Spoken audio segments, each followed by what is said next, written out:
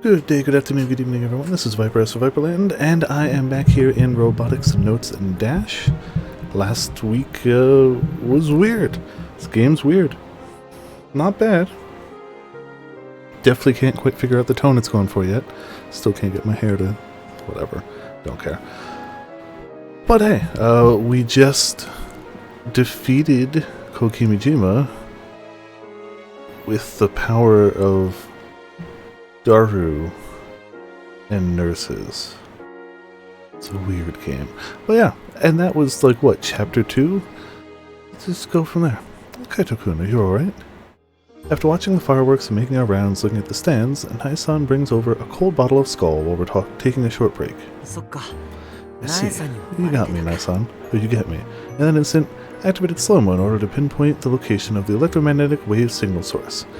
A name for the condition Kaito Yashio, incurred after the MF anemone mass fainting incident, a condition that causes you to feel as though time moves slowly around you.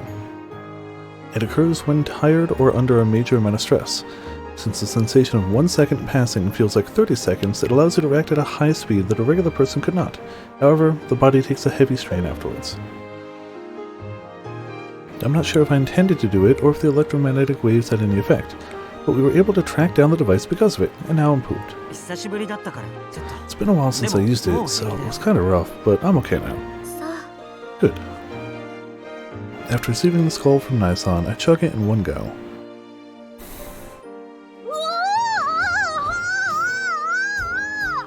Hey Sora, how's it going? Welcome to Viperland in the chat. It's a good one. It's a good one. Ooh, that's the good stuff. So, how was it? Oh yeah, I think this is our first time with him this day, right? Yeah, no, we read those.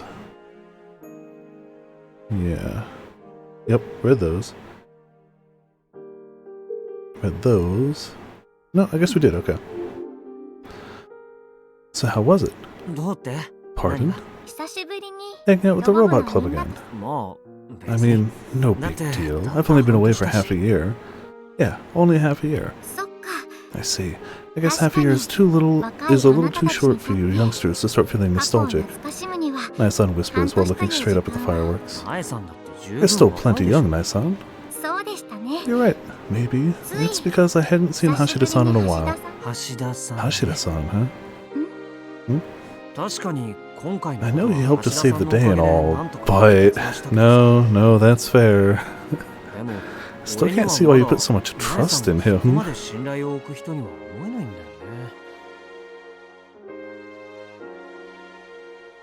Clearly should have thought I had him blow my nose before I started streaming, but you know, whatever. I bet. Yeah, no, it's... What do you mean? But here's the thing, I watched them for a long time. The blindingly bright days that led them to the here and now. What do you mean by them? I never got an answer to that question. But the way Nai-san looked at Hashida-san with admiration left an impression on me. Her eyes were filled with a sense of yearning. Perhaps Nai-san wasn't just seeing Hashida-san. Maybe she saw them along with him. I wonder who they could... That's why I want you to cherish these moments. The time you get to spend with your friends. My friends. Exactly. At that moment, someone calls my name from a distance.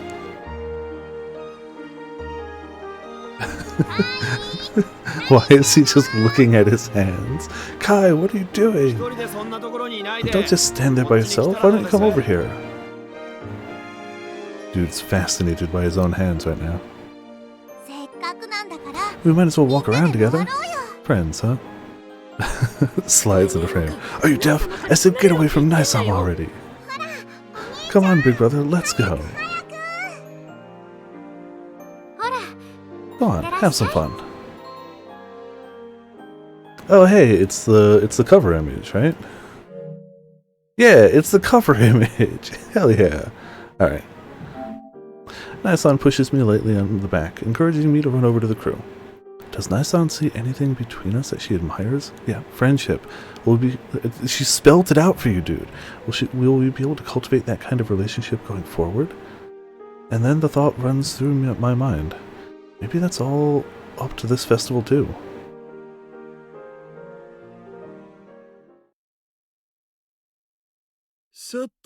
Let's see here. Oh, wait. Hold on. Wait, do that? Phase Frau. Huh. Alright. Let's check Twippo. Nope, nada. Let's see here. Still feeling the buzz of tonight's good times, I return to my room and pull that thing out of my bag. The electromagnetic wave irradiation equipment.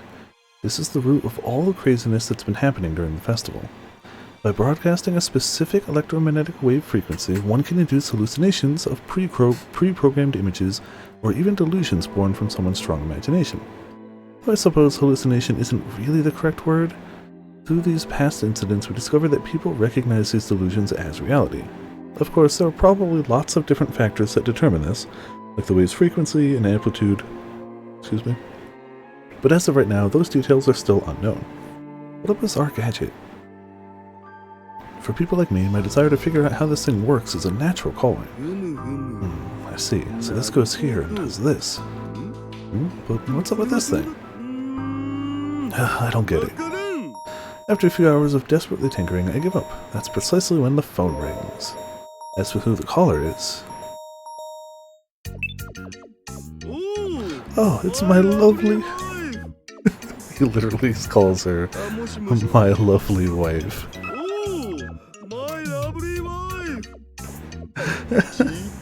Hello? Yeah, it's me, your darling Daru.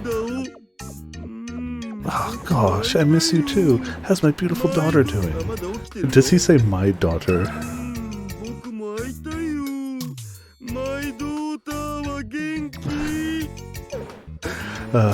Oh, she's still awake. Sure, let me talk to her. Oh, well, there you go. Start phase Frau. Welp. There you go. I mean, it's funny because the text clearly says it starts up here. But, you know, whatever.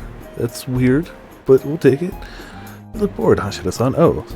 Do what else we look like? We look like we can check Twippo. I should lunch. Today I'm having udon. Udon. We have udon noodles in the house that made me think I should make some sort of udon something. Giant robot AR demonstration at Wazaika Gun Festival, Tanegashima. Is this really AR? Yes.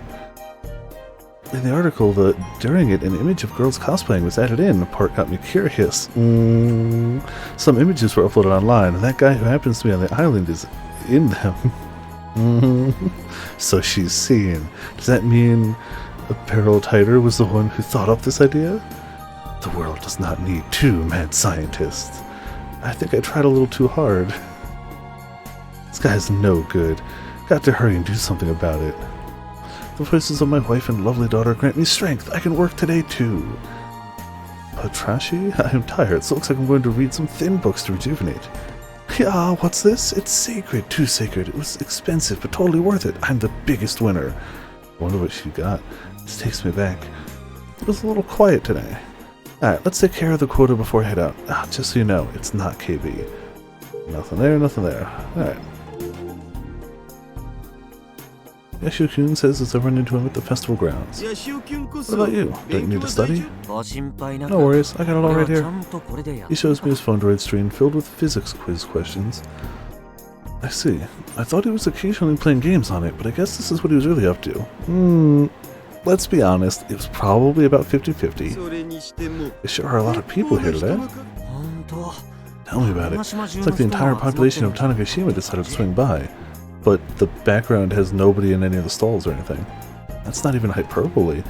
There was a decent-sized crowd at the celebration last night, but that doesn't even come close to the crowd here today. I guess if this many people show up every day, we can consider this whole thing a success. It's going to depend on how the robot-related events go. Oh yeah. The Robot Club kids are each responsible for an event, so they have a lot on their shoulders. I wonder if they're doing okay. Looks like Subaru-kun and Jun-chan are having a tough time too. But hey, consider this a chance for personal growth if they manage to overcome this whole shebang. They're both handling projects that run contrary to their personalities. Sure, those contradictions are going to make things tough, but I'm sure the reward that comes with overcoming them will be pretty big. Maybe this is exactly how Mr. Candy planned it. I doubt that. Or perhaps this was all that Michi guy's idea. I doubt that too, honestly. Huh? What's up? Didn't realize you were so observant. Well, you know, those two seem like hard workers, so I feel like things will work out somehow.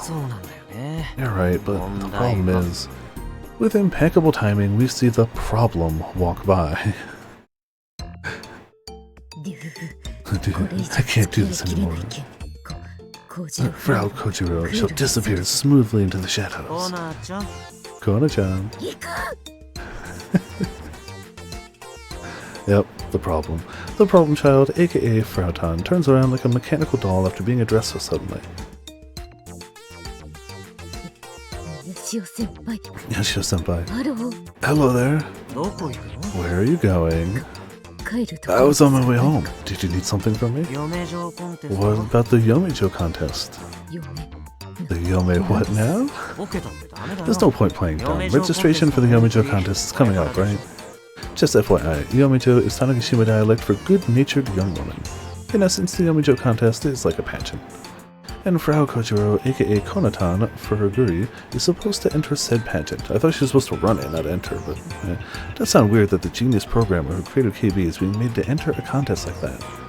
Which I guess explains exactly why she's trying to get away from it. There's no way I can enter the Yomijo contest. I get it, but you were given orders, no? But I refuse. You refuse? Hey, I got a question. Why is Frautan the only one entering an event? Subaru-kun and the others are involved as staff, no? Oh, that's because Furuguri is partially responsible for the Robot Club's current predicament. No. Subaru-kun interjects into our conversation out of nowhere. You may not be aware of this, Hashida-san, but our Robot Club is on the brink of termination again. We don't have enough members. Well, yeah. Really? Even after all you went through half a year ago? Well, yeah, we went through all that, and then 2 members graduated, and that, you know, I feel like students would be in a mad dash to join a club that was responsible for saving the planet. You see, you think that, but like, it's a lot of responsibility, yo. You're not wrong. We got tons of applicants, but each and every one of them ended up canceling on us.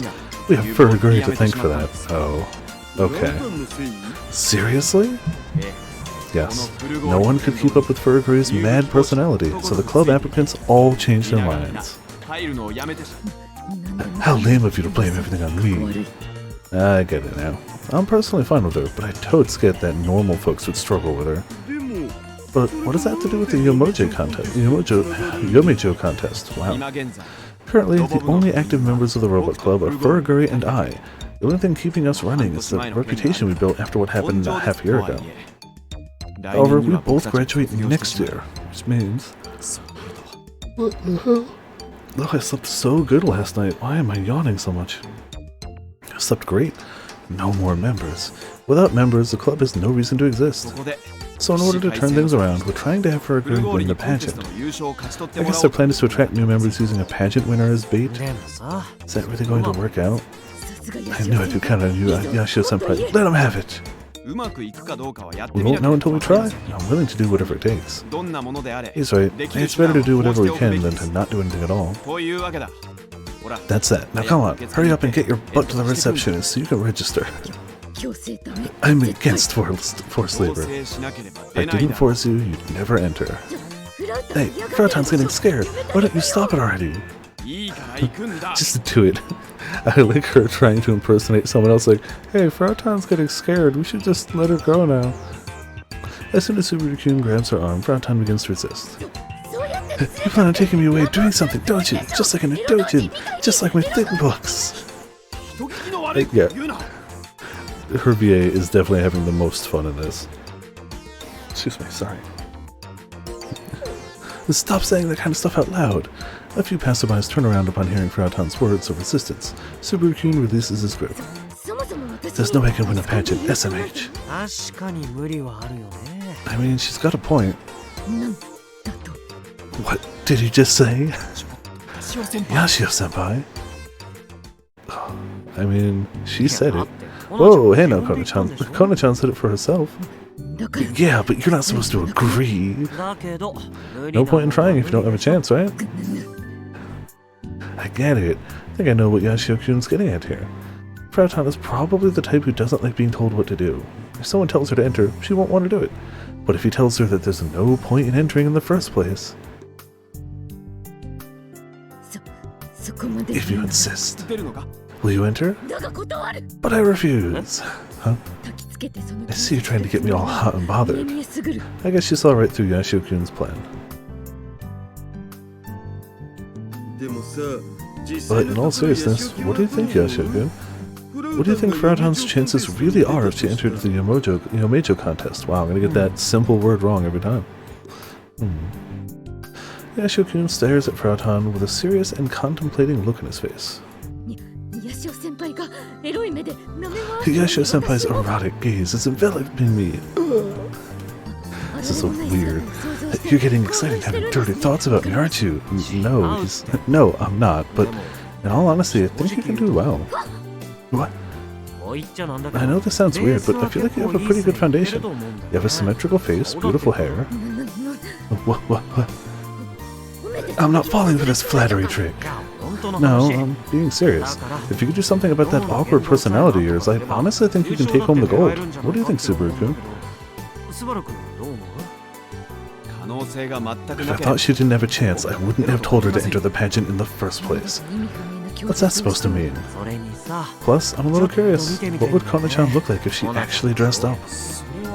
I'm also a little curious. Wow. He totally just bit his tongue. Also, 7th, how's it going? Welcome to Viperland in the chat. What the fuck? Exactly, yeah. How you doing tonight? Hope all's well on your nice holiday weekend. But they're right, she's quite the looker.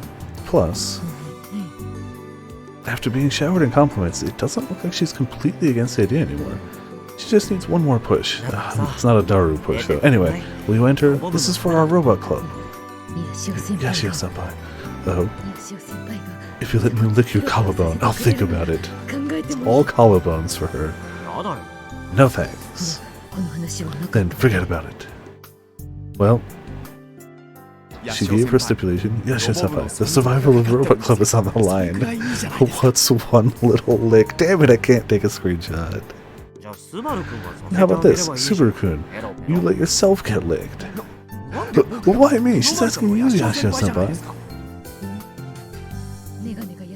I'll take 4 eyes licking Yashio-senpai's collarbone too. In fact, I prefer that. Don't be ridiculous. Just so you know, I don't want that either.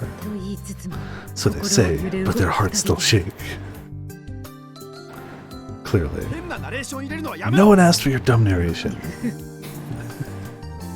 This back and forth is going nowhere. By the way, does the contestant have to register themselves? Huh? You know, like for idol auditions, there are lots of cases where, like, the older sister applies on behalf of her little sister. He's right. I read the application instructions, and it doesn't look like it requires the contestant to enter herself. That's definitely got potential for abuse, but okay. So I guess one of us just has to register on her behalf. Yeah, like that. How dare you? Frau's gaze stings painfully. Did I say something I wasn't supposed to? Yes. And just like that, Frau's entry into the Yomejo contest was complete. Her struggles amounted to nothing. Cool. I'm never going to forget this, ever! And because of that, Frau is glaring at me with rage-filled eyes. I mean, she can still withdraw if she wants, but that's up to her now. Oh, the vice principal, yay. Just then, someone addresses Frau. I've seen her before. If I remember correctly, she's Central T High's vice principal? Yep, that's her. The vice principal addresses Frau once more and marches up in front of her. What is it? A little bird told me. You're entering the Yomejo contest, are you?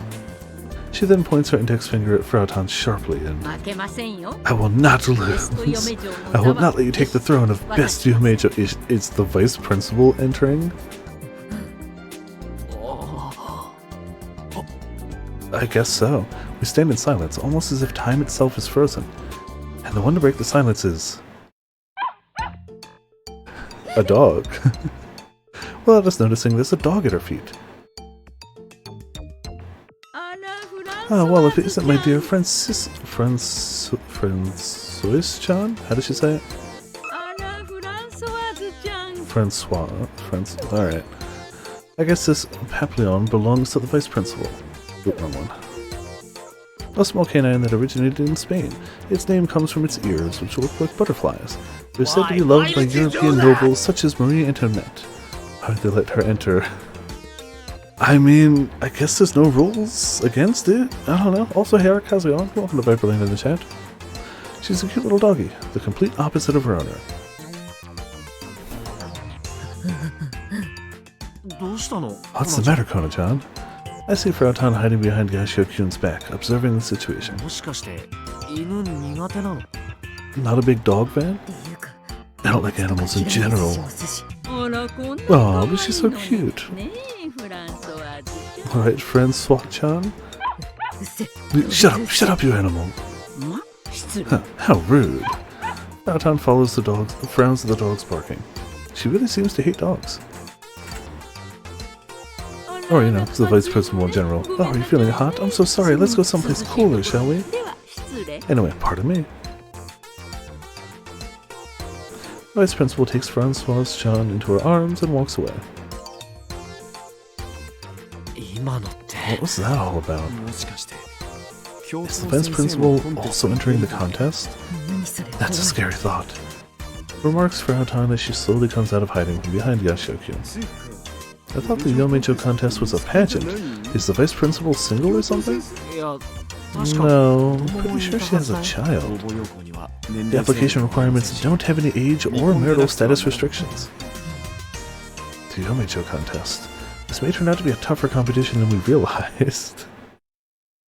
This is the arc we're going on now. Yep, that's Frau. Oh, we can check her phone, can we? Nope, never mind. Can't help but let out a sigh as I arrive back in my room. This can't be happening. Really, this can't be happening.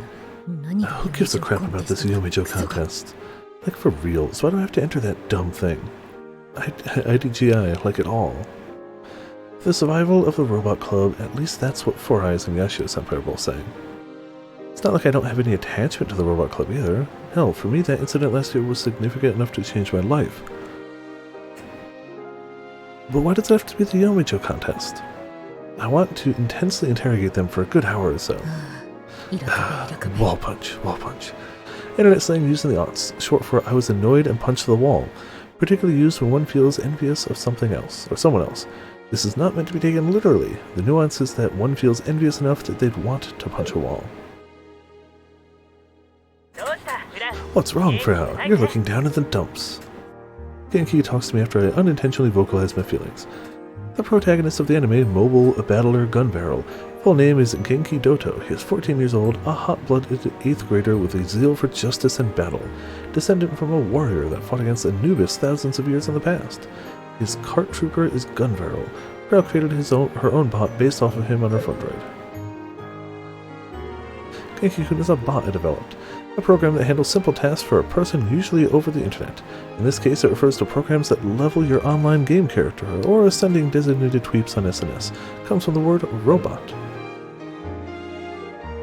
Using AI tech, I have him at a level where he can hold a decent conversation. Just ignore his super nosy personality. Come on, what's wrong? Storm and Surge, Blast of Spirit, Gun Barrel. Shut up, Genki-kun. You should turn that frown upside down. Thanks. Smiling naturally makes you happy. Yeah, talk about lol-worthy. Tired of bantering, I focus on the monitor in front of me. I like how she doesn't get along with the AI bots that she created. What a pain. It's a pain just to breathe. Rosetta-tan, can you play the Nia Pulse? The heroine from the anime Mobile Battler Gun Barrel. Her full name is Rosetta Yuki. She's the 14-year-old granddaughter of Professor Yuki, who invented the cart trooper. However, in truth, she is an ancient Miko princess sworn to protect the Emerald Tablet. She was lost in the cracks between space and time and was taken in by and protected by Professor Yuki after he accidentally saved her. She pretends to be the professor's granddaughter to hide herself from Anubis. Frau created her own bot based off her on the phone droid. The usual one, right? Roger that! What's her usual vid? Of course. On screen, a 3D character begins to dance to one of my favorite Vocaro songs. Product name for voice synthesis DTM, desktop music, software developed and sold by Yamana, a Japanese instrument maker. Its actual name is much longer. This is my recent obsession. Watching this vid helps me relax a little. But then... I noticed something on the security monitor off to the side. What is this? A small, white and round... stray dog? I hate dogs. No. Not just dogs, I hate animals in general. Whatever it is, it's moving. They're loud, they stink, and they die too fast, so... But upon closer inspection I realize it's not a dog. I've seen this somewhere before. It's... You gotta be kidding me. Frau? But that can't be. Scram! Hey, what's going on, Frau? Are you going somewhere? I dash out the door without responding to the bots. It's gotta be somewhere around here, maybe in the bushes. Then I see it. Something unbelievable. Yeah, you would immediately swap characters, bastard game. Any new tweeps? What do I do this? Wall punch, wall punch. Surprised the Yomijo contest does not have an age limit. I heard an interesting story about it from a customer at work. What kind of story is it? I'll tell you when I see you tomorrow. Save it for then. What kind of change of heart happened that she suddenly is motivated? Nonsense, I don't understand. Didn't think it really existed. Yes, this is destiny. The hell did she find? Alright. The festival grounds are buzzing today, and Weedman is back. It's a different type of atmosphere than at the beginning of the festival. Hey, Hashida-san, didn't think you'd already be here. Yeah, so what's the commotion about? Oh cool, I just got here too. Also, we haven't been able to respond to anything yet, right? I guess I haven't really been checking everything. I thought I was looking, but maybe there was no... Because it's weird that, like, so far we've had 0 player interaction, which is fine, whatever, I'm down for a linear story, but I checked before we started today and there are 7 endings listed in the clear screen. They're locked, obviously, so I don't know what they are, but there are 7 slots, which is weird if we've had 0 choices. Maybe, no, we have had choices. We've had choices as to where to go to look for things. To look for the, geotags. Maybe what order we went to places, and what places we did and didn't go to will affect things. Spooky. Like, that's the only thing that we've had direct control over. And when we go to a place that doesn't have the geotag, we usually get introduced to like some sort of character thing going on. So maybe that has to do with it. What's going on, Aki-chan? Is it kinda early to be making weird noises? No, it's only like 2 months before Halloween. Oh, what's wrong with you two? Can't you be a little more surprised or scared or something? It's kinda hard to get scared when it's so bright out. I know, right? Psh. So? Huh? So what's up? Oh, right. Guess what showed up? Aki-chan asked in what can only be described as her best attempt at a spooky voice. I'm guessing a ghost? No, a menko. A word from monster in the Tanegashima dialect. The word is said to come from the men, masks, used in entertainment and annual events. Yeah? What now? It's Tanegashima dialect. You folks call them yokai in the mainland. Yokai? You mean like those yokai? The sort that hold sports festivals in the graveyards at night sort? The ones without companies or jobs? Yeah, I heard they were seen last night. That's what people have been talking about all morning. Aki-chan says with glistening eyes. I guess she's into yokai too, not just robots. A yokai, eh? I haven't heard people use the term yokai in forever. This might be a chunky 1-7, maybe, yeah. Or petals, yeah, I like it. Excuse me. Yashio-kun took the words right out of my mouth. That's what I would think too, if there was only one witness. You mean multiple people saw them? Akitan nods ostentatiously. So, what kind of yokai were they? Apparently, a chokaman and a Yomejo? A ghost story told in Tanegashima about the spirit of a drowned woman. Oh man, Fatal Frame flashbacks. Yomejo is a word that means a young woman in Tanegashima. A monster from Tanegashima. Around Kagoshima, Chokaman is said to be a Suku Mogami that inhabits flat clay teapots for drinking sochu called Chiyoka. It is said to appear in the night, and if you spy it, it disappears by running up a slope. However, nowadays, the amount of people who've heard of it has decreased. I heard her words clearly, but I have no clue what she actually said. Yomejo is a young lady, right? Yep, we know because the contest. Yep. A Nuri Yomejo is the spirit of a woman drenched in water. Wait a sec. I guess it is a ghost. Putting aside the question as to whether it's a ghost or a yokai, is this Nuri Yomejo supposed to be a hot girl in wet clothes? Damn it, Daru. And what is this choka whatever thingy? Yeah, chupa thingy, you know. A chokaman is a menko that looks like a pot. Let's see. Is it some sort of Sukumogami? A monster that materializes from an object. The name derives from the idea of a spirit which dwells in an item used for a long time, will become a monster after 99 Sukumo years, hence the name Sukumogami. Alright. Nuri Yomejo and Chokaman. That face tells me you're not buying it. Just think about it. I can believe a Nuri Yomejo showed up, but a Chokaman? Do you seriously think that's possible? I could believe in ghosts, but a pot with a face on it? I don't know. He's right, a ghost of a woman I totes get.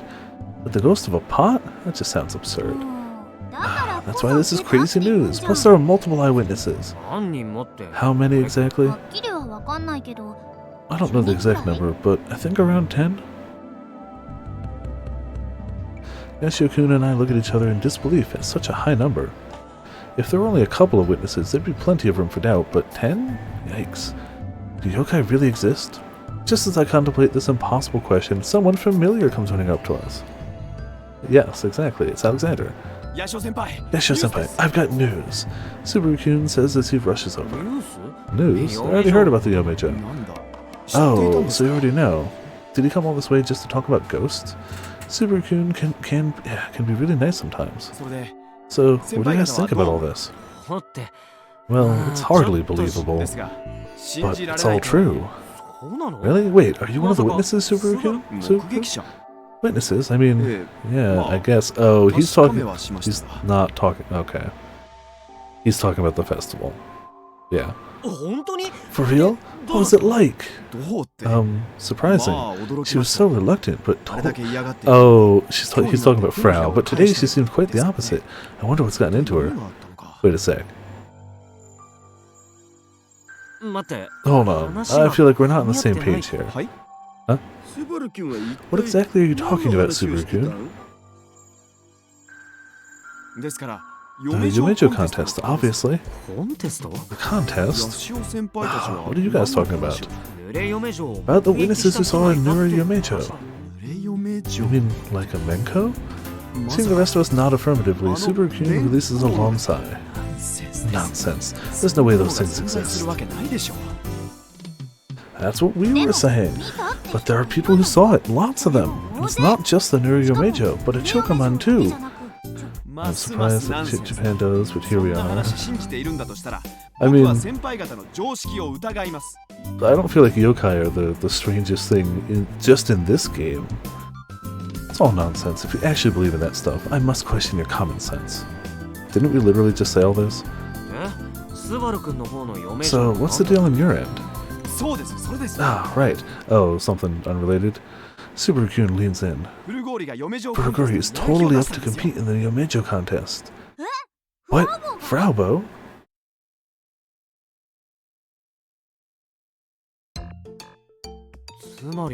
So you're saying when she got in this morning, she asked you how to win? Yes. I thought that maybe you convinced her, Yashio-senpai, but it doesn't look like it. Apparently, Frau really is up to compete in the Yomeji contest. I just don't know what to even say. Oh. Yeah, no, that sounds about right. For every, like, good, like, oh man, this is fantastic, there's gonna be 120, like, this is just another harem show with a slightly different name. Probably a light novel name, because that's what's popular and that's what sells. And it clearly sells, otherwise they'd stop making them. You know, you're talking about manga, not light novels, still. Apparently Frau really is up to compete in the— oh yeah, look at that. So did she get, like, possessed by a spirit or something? So what's Frau saying? She said she'd do it for the Robot Club, but I don't know if we can trust her or not. Like you said, it's a little suspect to think that Frau, who was so reluctant yesterday, is now suddenly doing this for the Robot Club. Does the Umejo contest have prize money? Yes, a modest amount. Can't imagine Frau is after money. Yeah, she's kinda doing okay.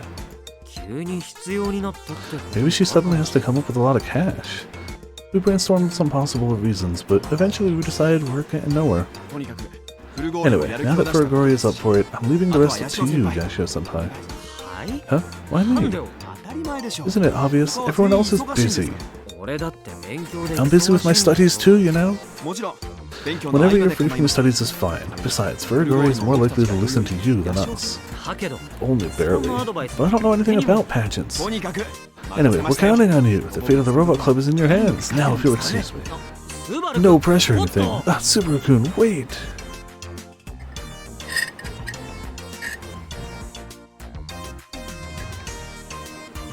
Subaru-kun flees the scene just as quickly as he'd appeared, paying no mind to Yashio-kun's cries.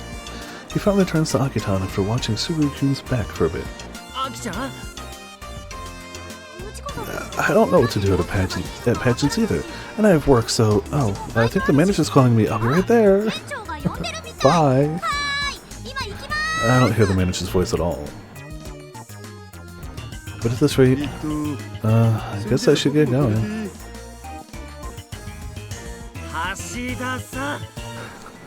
He grabs the sleeve of my shirt tightly. I knew this was going to happen. I'm busy too. Then how come you aimlessly hang around here every day? I have stuff to do too. Like what? Well, I can't tell him right now. I get the feeling you know plenty about these sorts of contests. Wrong, I'm totes clueless. You know more than I do. That may be true. Please. We don't know what his actual agenda is, but clearly he's never going to actually be able to do it. This is Frau's house? Man, I always end up helping out. Aren't I just the nicest guy? Yep, Kona-chan lives here alone. Did we... yeah, we did check her tags, okay. It's an odd place, that's for sure. There's a main street that runs vertically along Tanegashima. This weird building is situated just before entering the Nakatane residential district to the west. Excuse me.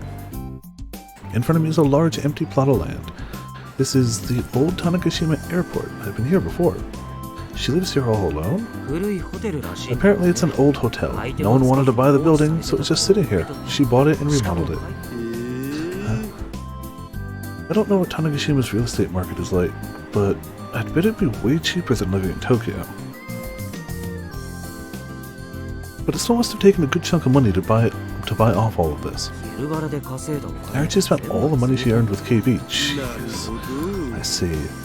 Even then, it doesn't seem like she's struggling to make ends meet at all. Anyway, let's go ask her about the contest. I'm sure KB's got loot boxes or something and she's doing fine. Yashio-kun presses the intercom button and after some needless banter, Frau lets us through. Can I ask you something? What is it? Did you see anything outside? Like what? Nothing, it's fine. If you didn't see anything. Ashida-san, did you see anything? No? And how am I supposed to know what this anything looks like? Is there something outside? Don't sweat the deets. Anyway, what do you want? In 3 lines, please. I heard you agreed to enter the Yomejo contest. Whoa, you managed in a single line. Well, what's the deal? Is it true? Exactly, that is correct. I see, but why did you feel up for it all of a sudden? You were so reluctant up until yesterday. I'm doing it for the Robot Club, SMH. Is that so? That a problem? No.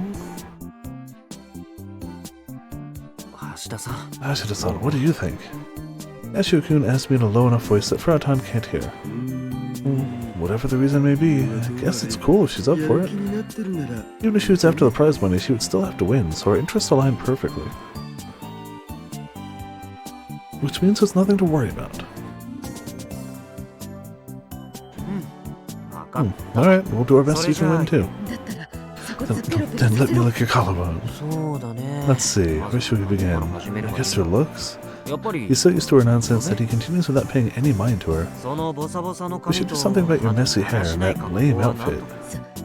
Did you legit just say something super rude, like it was no big deal? There's no point in filtering what I say to you, Kona-chan. Why don't you ask Genki-kun and Rosetta? Genki and Rosetta? Aren't they the main characters of Gun Barrel?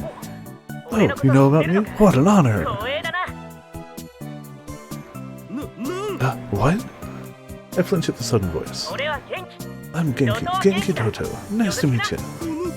This voice, it really is Genki-kun's voice. Hello, my name is Rosetta Yuki. Nice to meet you. Rosetta-tan too? Are you okay? It seems like your pulse is accelerating at an alarming rate. Not to worry. So, what are they, bots? I knew you'd catch on quick. Kona-chan made them. How you like that?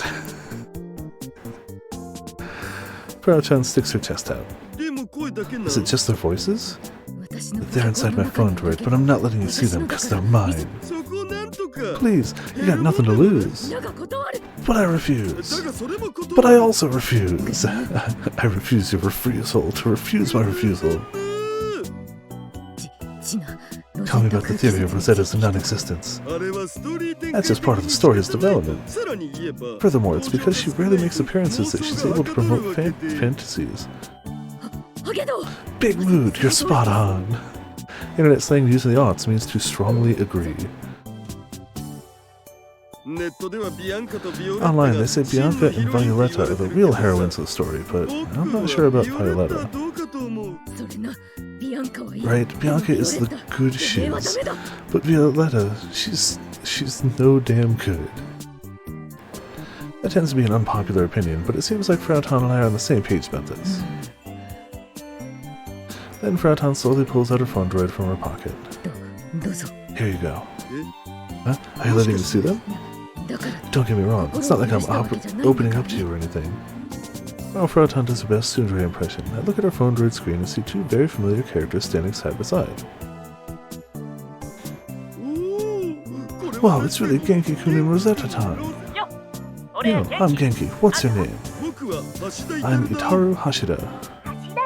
Hashida-san, my name is Rosetta. Nice to meet you. Dang, they're really well made. Of course they are. Hey, stop looking at us like that. It's a little embarrassing to be stared at. Whoa, they actually react to what I say. Of course, they're highly intelligent bots that I created. You call them bots, but they're really more like AI.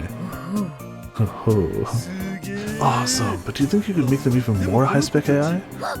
What? You mean something like Irie? An application that only existed inside Irie UL. It was developed by Ko Kimijima and modeled off Irie Yukifune when she was 14 years old. Currently, in August of 2020, it is no longer online. A prototype of a next-gen interface application that voluntarily collects and communicates information while residing inside a server. Besides Irie mode, there is also a robot-type automatic information collecting engine known as Gejine mode. Gejine also provides support to Irie as a navigation system. Yep. What are you talking about, Yashio-kun? I heard Tana's a human being. That's not what I was talking about. Whatever. Forget I said anything. Anyway, is making a high-spec AI that simple? Well, I'm not an expert in the field, so I don't know the deets, but there are things like deep learning, also known as deep structured learning, a type of machine learning method where the computer itself captures potential details, makes an efficient decision by using artificial neural networks. It is mainly used in pattern recognition, such as voice recognition, or an automatic language process acting as a sound assignment or image recognition. You can even give them false memories. My friend is doing research on AI that have memories. I figured Frau could easily pull it off. Yes, one of your friends is definitely doing research on AI that have memories. That basically confirms Maho, right? Because that was kind of her thing. Maho's side of things was the Amadeus side, and Krisu was doing, like, not AI memory stuff. Because I was doing that, even answering questions, like how it would wipe us all out. Yeah. Hashida-san? Yes? Oh, I didn't notice the expression on Frautan's face until Yashio-kun calls me out. Of course that wouldn't be easy, SMH. Maybe he's just used to being around geniuses. Don't take programming so lightly, Frautan says with a stern look as she puts away her Fundroid, not bothering to hide the glum expression on her face. Yeah, sure, I guess so. Don't listen to amateurs like me. Wall punch, wall punch. Oh, hey, Frau! Your blood pressure is rising, are you okay? Yeah, Daru is used to being surrounded by legitimate geniuses, and Frau is just very good at programming, which is fantastic, but, like, still just another level. Kona-chan, are you upset? No, I'm not upset. At some point? Yeah, probably. That's clearly a lie. I get it, I do. Anyone get annoyed if some rando who doesn't even work in your field talks like they know it all? Man, I'm a jerk. Anyway, let's circle back to the contest. If you said something that makes you a jerk, you could apologize for it. Despite the awkward air sending over us, Yashio-kun manages to change the subject. The first thing we need to do is find out what type of deodorant I'm wearing, because it's making my armpit actually glow. Find out what the judging standards for the contest are. Yashio-kun pulls out his own Fundroid. Says, in addition to external appearance, we will be judging their etiquette, behavior, sense of refinement, etc. This contest accepts applications from a wide generational range, hence there are no age restrictions. We would love to see your polished charms.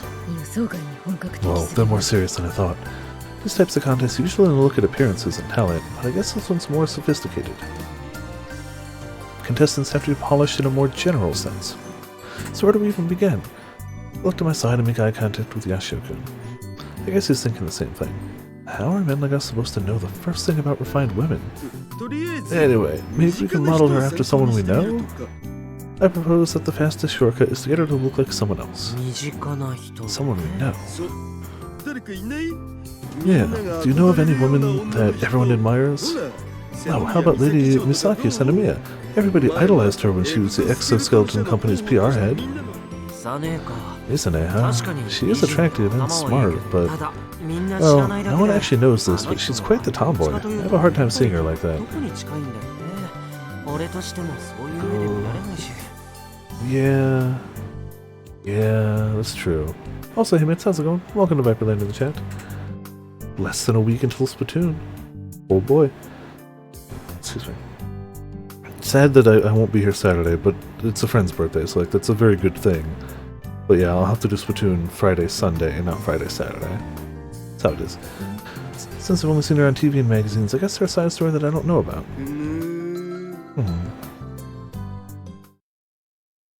Downloading the data for Splatoon 3, hell yeah. I haven't actually pre-ordered mine yet, but I need to. After failing to come up with anything, we talk Frau into heading to the festival grounds. I bet you it's still the same, it's gotta be the same day. Yeah, same stuff. Cool.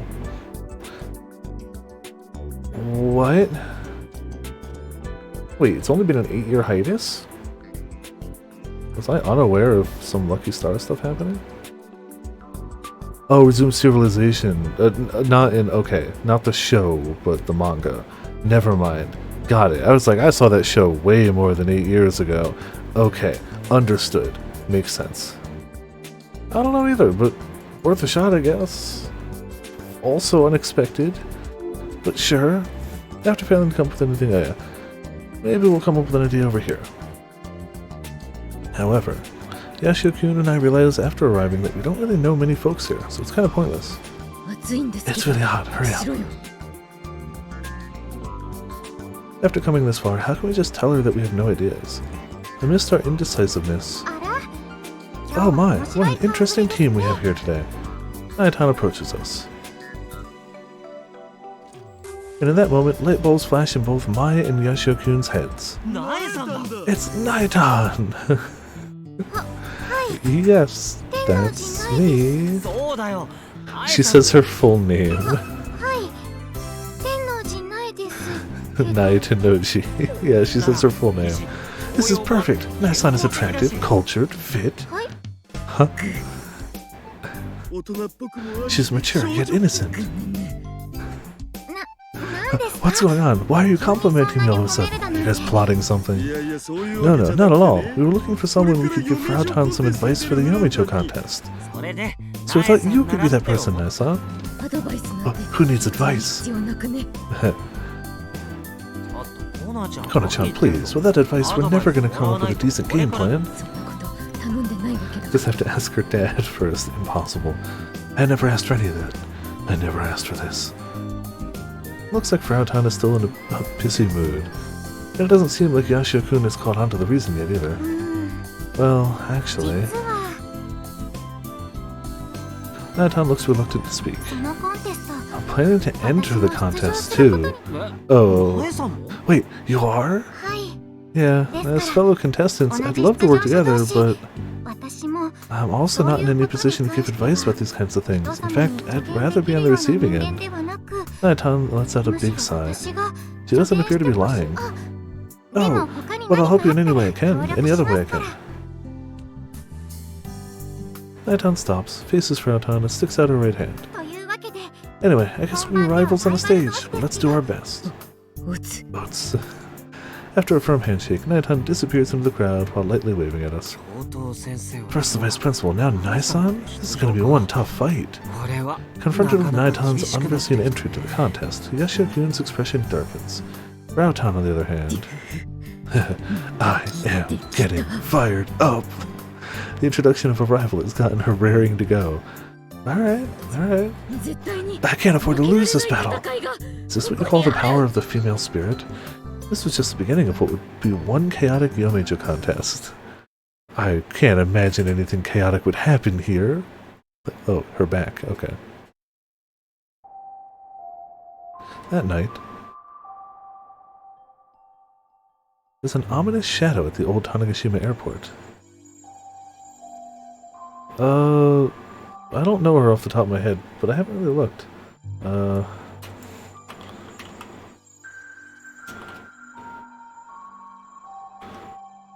Kojiro...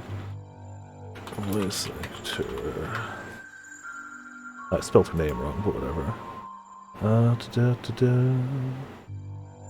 Kaori Nazuka is her Japanese voice actress. She apparently has... I guess the anime got a dub, so Leah Clark is her English voice actress. Let's see if there's something we'd know her from. Real quick. May as well just screw it, pause the whole heckin' thing.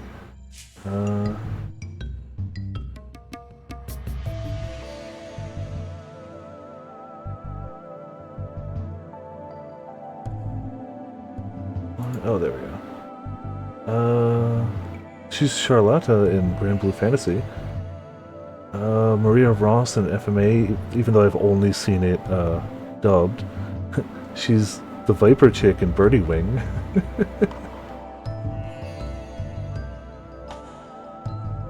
Oh, I saw that, but I haven't watched One Piece.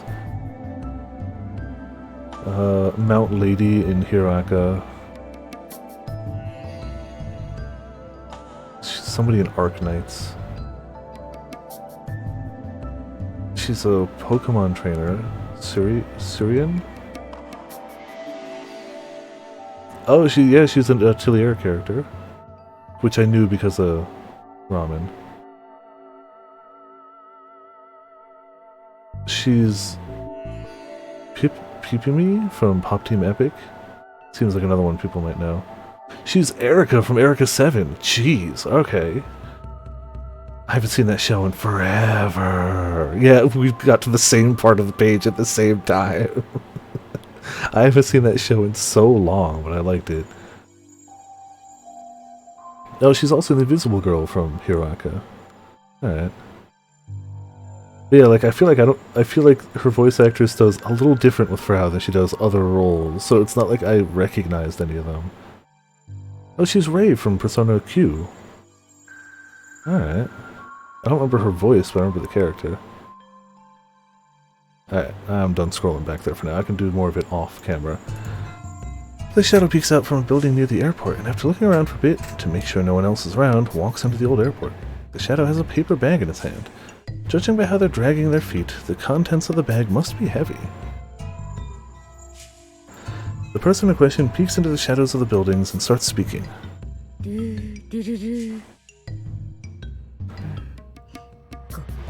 I brought you food. The girl pulls out a few books from the bag.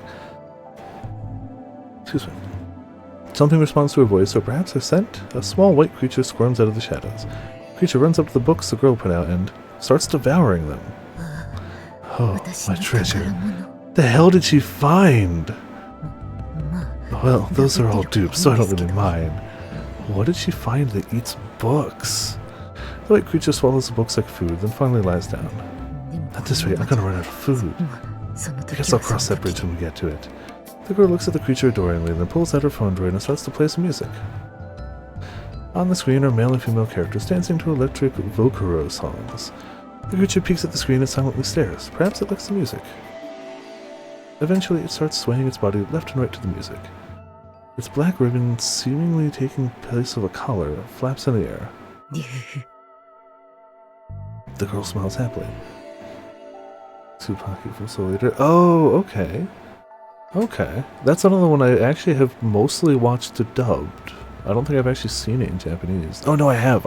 It's been a while though. It's maybe the first time a girl ever expressed emotions towards another creature. The hell did she find? I've come up with a plan for the contest. Alright. First, Twitter. I got curious and did some research on the Menkos of Tanegashima. Pretty interesting. Let's see, choka means teapot. I get it. My treasure. Damn it, but it feels so good. Isn't this too much to eat? If this continues, my wallet will be... The hell did she find? It's talked about this much, and it must be real. Man, if I didn't have work, I would go search for it right now. Work hard. Seriously, a Menko? Such nonsense. I'm curious about the Nuriyomejo-san. I don't think they'd call me out. Is it going to rain tomorrow? I was asked to help with something weird. I like talking about it, but not seeing it. What? Ramen. Also, hey, Ramen. Not really. Nothing crazy important's happened. Like, it definitely wouldn't hurt to go back through it later, but, like... Basically, what has happened so far is we've hit the Frau chapter, and we're focusing on Frau and the upcoming contest. Frau doesn't want to do it. Shock. The vice principal is entering, because there's apparently no age restriction, as is Nai. They're both entering. And suddenly, the people on the island are starting to see yokai at night. And Frau has found something small and white that eats books, and now she is massively filled with motivation. We haven't seen what she's seen. We don't know what she's seen. We've only seen it from, like, an outside perspective.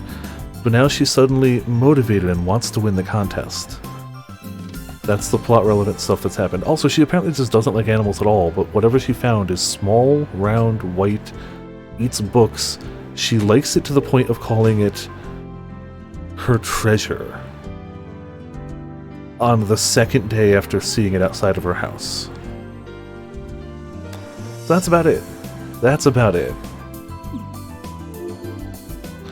I've come up with a plan for the contest. That was, and she continues to be the voice actress having the most fun in this game. That was the first thing out of her mouth after she called us out to the festival grounds. But she seemed totally cooperative yesterday. We both thought it was something of a fluke. Yashio-kun and I can't help but glance at each other. I never thought she'd come up with a plan to win on her own. She might actually be serious. We nodded at each other and faced Frau again. So, what's the plan? Yeah. First of all, I'll take off my clothes, then I'll fold them. Okay. This is starting. But wait, that's... I'll brew some coffee. Then I'll add laxatives to the coffee and serve it to all the contestants. Why can't we screenshot this game? Stop blocking everything. Like, it's so easy to get around with just capture cards. So many people have capture cards that blocked scenes mean very little, but I want to be able to take a screenshot. I'll put on my clothes. Everybody will go, oh, and forfeit, leaving me victorious. Whew. Yeah, there's little, like, details and stuff there, but, like, I don't feel like you'll be totally lost right now without seeing it. Internet slang, short for ouch, used in situations involving physical pain. Also, definitely implied without saying it outwardly that Daru does know Maho in this universe. He definitely referred to somebody, he saw the AI bots that Frau made of the gun barrel protags and was like, huh, do you want to like make them better AIs? I have a friend who definitely works with altering and creating AIs made out of memories, which that's not Krisu, that's Maho. So yeah, right? This is stupid. I agree, Sor. It's stupid. Yep, but I can't take a screenshot now. Also, hey bots, how's it going? Welcome to Viper Land in the chat. You just missed the greatest plan to win a contest ever. But I mean, it's all spelled out for you right there. It's perfect. It's right there. It's the perfect plan. There's nothing that could go wrong here at all. It's all right there. Yeah, take off clothes, fold clothes, brew coffee, fill coffee with laxatives, give laxative-laced coffee to all the contestants while naked, put back on clothes, win. Replacement switch to LAN adapter get. Oh heck yeah, that wasn't too long. I assume you just went to like a local, either GameStop or Best Buy or something. P5 pissed you off so much of that. Oh yeah, same thing. I meant to ask, or I meant to say, like, have you gotten your computer back up and running yet? Like, it's still the network thing. That's the only thing busted on the computer. Yeah, let's not do that. And was the stripping part really necessary? For the Go PC. Okay, that's good. If you do end up getting that up and running, the offer still stands if you're looking to run some of the raid. I know that's probably not your priority right now, but if you're looking for people to join you in the raid, if you get it up and running, still there. Understandably, might not be your current priority. Are you taking your jokes seriously? Don't be dumb. Internet slang used in the aughts means seriously, used when responding to a thread in a serious tone. That's right. The port on the motherboard is working. Hell yeah. Oh, the hacking 14 raid. Earlier in the week, like, it was you and Grim who were like, oh, I hadn't done it yet, like, but like if you end up getting that fixed and want to do those raids, this really random thing. Guide makers on them. Oh, I'm sure. Yeah, it's all good. It's one of those it ain't going anywhere type things. A joke. Oh, the bit about the laxatives wasn't a joke. That's the worst part. Oh yeah, no, understandable. Excuse me, sorry. Then let's buy off the judges. Look at that face. See, look at that. Rejected. Besides, the actual process is divided into the judges' votes and audience votes. There's no way to buy the votes of an undetermined number of people in the audience who will vote that day. Then there's only one method left. Just out of curiosity, what method are you talking about? That was the Bridget face. I'll ask one of my super hacker friends to hack into the voting system. She knows a hacker. Yeah, let's not do that either. Do you even know any hackers? Or friends on Twibo, but I've never met them. Is she talking about me? For now, it doesn't seem like she's figured out that I am DaSH. She's absolutely talking about you. Either way, it seems like they're using paper ballots, so hacking won't work. Damn it! Besides, I bet your super hacker friend wouldn't agree to do such a thing. Duh. Daru could hack a paper ballot? He's good. He's not that good. What do you think you know about DaSH? Frau abruptly raises her voice. Yep, she was talking about me. You think you know everything. Wall punch, wall punch. Dang, I ruined her mood again. Anyway, let's think of a way to win without cheating. OP.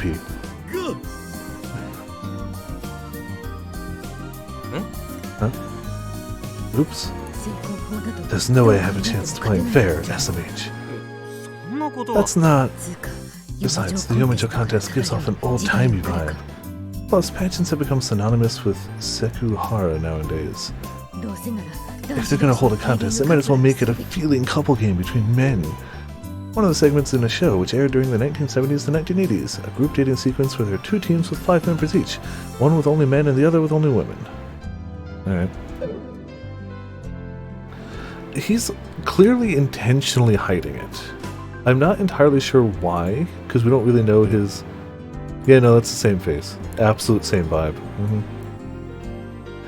We don't really know why, but like, he didn't want Nai saying who he was.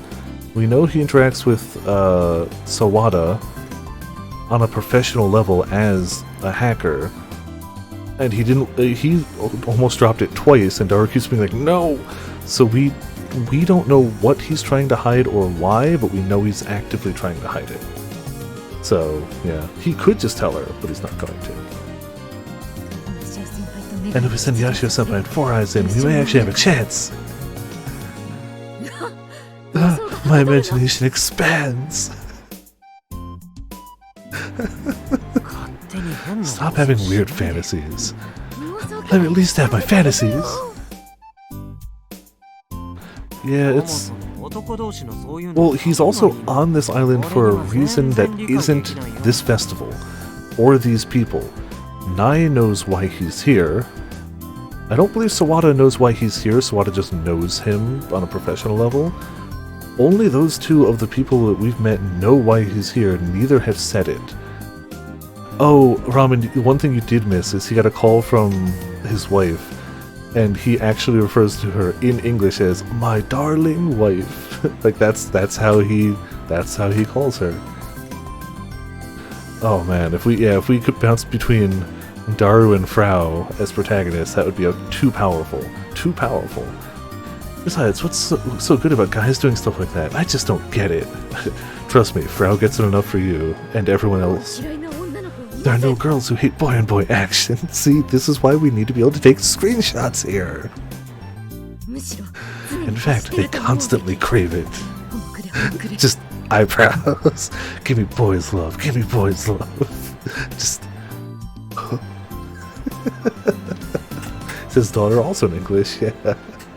Let's get back on topic. Just as the conversation starts moving in a weird direction, Yashio-kun forcefully brings it back on track. Let's come up with a more decent way to win, no tricks. What? I am serious, thank you very much. And this is seriously the only method I can think of. Besides, there's not even a microscopic chance of me winning this contest. You all knew that and still wanted me to enter, right? Ratan's words become increasingly more toxic as her frustration grows. There's no chance a weirdo like me could ever win SMH. Oh no, it's PLZ. Ah, PLZ, Pops. I bet you're making me do this so you can laugh at me.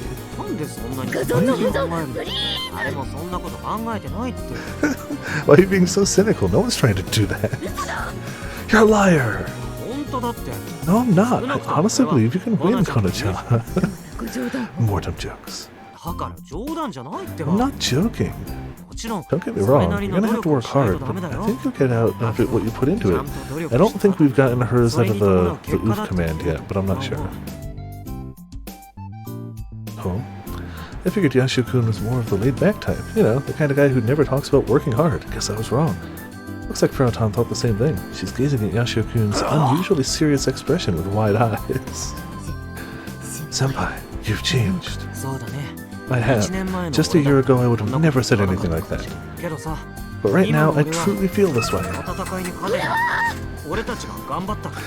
So I couldn't cut out the me like triggering it bit without like shortening the sound file. So it's always gonna have the ding. Like if I cut it out, it cut off the beginning of the thing and I couldn't get it out. So it's just there. I guess I gotta lower the volume, but whatever. Don't forget, the reason we won that battle is because we all put our everything into it. It's gonna hold true going forward. Our hard work will pay out in the future. We have no choice but to believe that.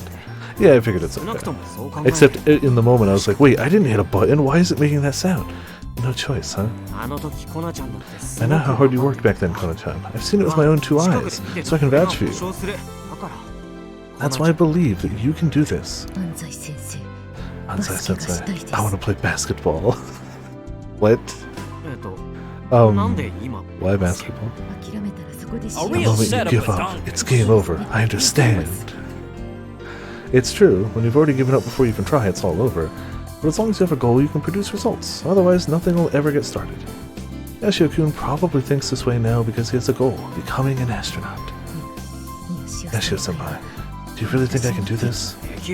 I think you can. Aren't you supposed to be more definitive there? She jokes, but her expression is a lot softer than it was before. But if that's the case, I guess I can at least try. That's the spirit. Anyway, like I said before, please help me. Bot stingy again? Of course. Agreement reached. Oh, also Ramen, another small detail you missed that I thought was really funny is apparently pictures of the event that happened at the very end of last stream leaked online, and completely useless. Krisu has seen the pictures of Daru surrounded by the rest of the cast as nurses, and is basically like, frickin' Daru, on Twitter publicly. Hashida-san, you'll help too, right? I'm on this train to the end. Actually, Shining Finger noticed it first, I think, but still, both of them are like, heckin' Hashida. It's a little concerning that Frau isn't comfortable with me yet, but it wouldn't be very grown-up for me to not help just because of that. After running in a big circle, we're finally back at the starting line. It's time to move forward. Oh no. I really saw it! We part ways with Frau for now, and just as we're walking around the festival trying to come up with a game plan, we heard some restless voices. Hey, what's going on? Town is nearby, so we decided to hit her up for details. Well, there's another witness. A witness? I swear, I saw a woman walking around at night, soaked in water. I see. This must be the person who witnessed the Nuryo Meijo yesterday. There were a few people who claimed to have seen it yesterday too, and now the rumor's spreading like a virus. I guess it's more widespread than I realized. Hey, Hashida-san? I was wondering, could this be that device again? No, that's out of the question. Suguru-kun destroyed it back then. We know he didn't. We know, because the last thing we see before it goes to the Frau chapter is Daru opening his bag and looking at the device, trying to figure out how it worked before his wife called, and then it cut to the Frau chapter. So I think he's lying here. To be fair, he didn't say whether it worked there or not. He might have just been trying to ascertain how it did work, but it's not like he turned it on and it's like, wow, it's working. He just opened it up to look inside, but I still think that might be a lie. Just don't worry about it. I'm sure there's nobody on the ship. It's fine. I don't have to pay for the ship. You don't have to pay for the ship. They don't have to pay for the ship. Who cares? That's the ship owner's problem. So the problem is, people are blaming all of it on the festival.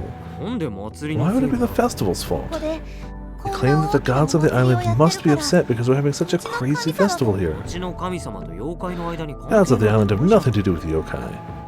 I know, that's true, but I guess people want to conflate things when stuff like this happens. Correlation is not causation. Two things happening at the same time does not mean A caused B. At all. So Mr. President told me to investigate the matter, but I'm too scared. Then, as if she remembered something, Juntan suddenly looks up. I've seen this pattern before. Yashio-kun, can you look into it? Me? I mean, what if something like that really appeared? I wouldn't mind you looking into it too, Hashida-san. Will you do it? I'm a little bothered by the wouldn't mind part. Fine, I just have to get to the bottom of this, right? So you do it for me? Yeah, sure. I'd be lying if I said I wasn't curious. Thanks, Yashio-kun. Hashida-san, what should we... Nuri Yomejo is supposed to be a hot girl in a wet t-shirt, right? Talk about moe. I think it's more traditional clothing, but you know, whatever. Take it as you will, Daru. Plus it's non-human. That's overkill. Hashida-san? Leave it to me. I'll find that slippery wet girl. Thanks, Daru.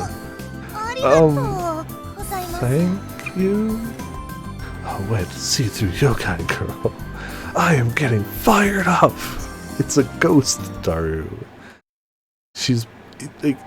in the event you find her, she'll probably try to kill you. And with that, Yashio-kun and I decided to go to the location where the Nuri Yomejo was first witnessed in order to get to the bottom of this rumor. It's dark. Well, it's nighttime. By the way, it's just before 10 at night.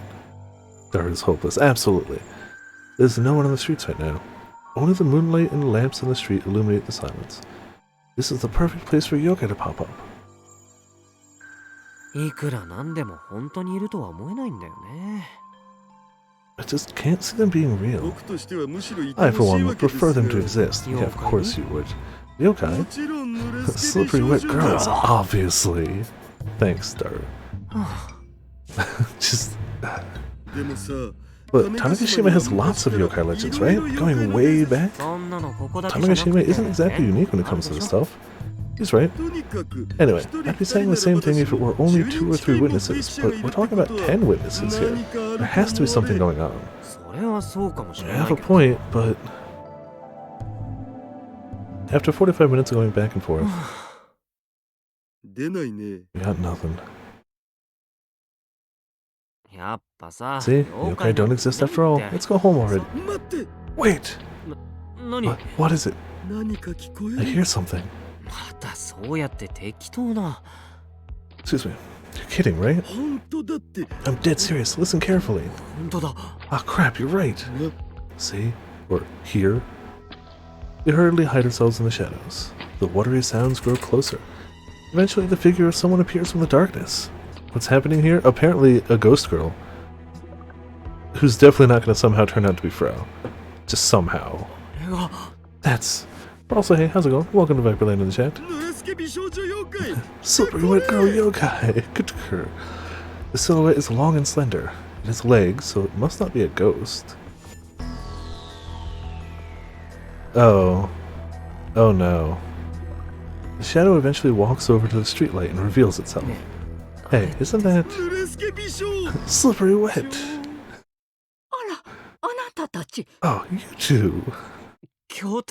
Vice Principal? The one who appears on light is none other than the Vice Principal herself. What are you two doing here? It's late. We're, what about you, Vice Principal? And what's going on with your hair? This is, well, I was at the pool, and at 10 p.m.? The pool? This late? It's not like I'm doing this for the Yomejo contest, it's just to maintain my natural beauty. She says as she sorts her hair with her hands. In other words, she was working out at the pool for the Yomejo contest.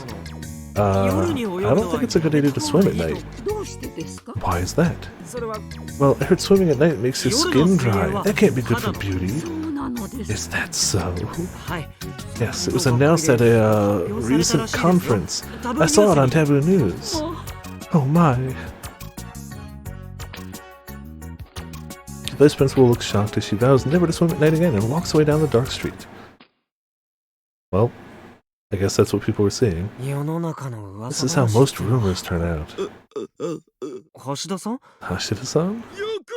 You tricked me! Ah, you got me good! Apologize for my raised hopes. That's not my problem. Ah, so that's the real slippery red vice principal. I see. I'm sure Yashio-kun is disappointed on the inside too. You know, she totally believed that lie of yours about skincare. What was I supposed to say? I couldn't tell her that people thought she was a Nuryomejo. Yashio-kun scratches his head. Anyway, now that we know it's not that device's fault, the craziness should settle down. And well, we figured this would be the end of it all. Yep, back to Frau. Meanwhile, someone exits an old Nakatane building. It's Frau Kojiro, of course. Just as she did yesterday, she looks around to check that no one else is in the area before entering the old airport carrying a heavy load with her. She calls out towards the shadows of the buildings. A white creature appears from the shadows, just like the night before. But there's one thing different about it today. That is... What? That's right.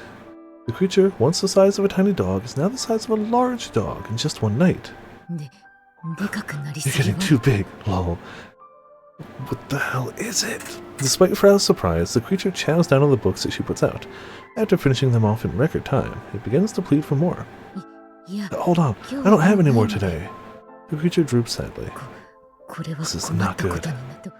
Just listen to this for now. Frau hurriedly plays her favorite Nia vid, and the white creature clings to Frau's leg as if to encourage her. Me? I'm... Fine, just for a bit. After muttering shyly, Frau starts stepping lightly to the tune. Her elegant movements seem dreamlike compared to how she normally holds herself. How was that? The white creature stares at her intently, perhaps satisfied by her proud dancing. A dancing Frau seems a little... What the hell is this creature? So, you're saying that it was just somebody getting out of the pool at night? Yes. That's right. It's crazy dark over there, see? It's definitely not a dog, but we don't know what it is. Yep. When it eats books in large quantities, grows big overnight, and Frau loves it, even though she admits to hating all animals. So, I don't know what it is, but it's probably not great. Seriously, big help. Thank you so much for taking over. I guess in a way you can call that a Nuryomejo. Yeah, I would not accept that as a Nuryomejo. Apologize to me. Apologize to my pure heart. Oh, yeah, I'm sure Daru's got a pure heart. Okay. Totally impure, obviously. Thanks, Kai. You know. Regarding that thing, I only have an old one from way back. Is that fine? Of course, even better if it is. Sorry for the trouble. Wow, this has gotten way too big. Well, maybe it was supposed to be and I didn't know. What the hell has she got? To Luca, I have something I want to ask. Do you know anything about yokais? Naming is all about linguistic sense. My imaginative powers, which match the genius of Leonardo da Vinci, cannot be confined by the barbaric rules of grammar. Yokais? No, sorry, that I can't be of help. Do you need purifying? Bayushi lunch. Today was curry rice. Just because Luca is a Shinto priest at a shrine doesn't mean he knows about yokai. Don't make Luca sad, nya, but you're lucky, nya. Ferris fortunately saw Peril Tiger's tweet, nya. So ask me anything, nya, about yokai, spirits, cat-eared maids, etc. Even Promise Triangle is okay too, nya. Come on, nya. Ferris-tan, you are something for the age you are. What are you talking about, nya? Barbaric rules of grammar. Only 40% of all robots in the city have been repaired.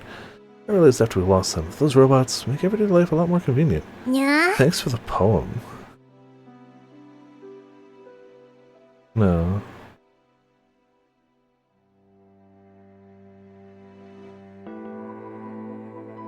No, it's like, is that a haiku? It's not.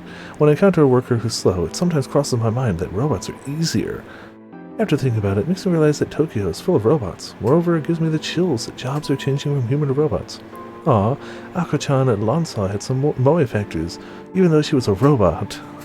Moe robots.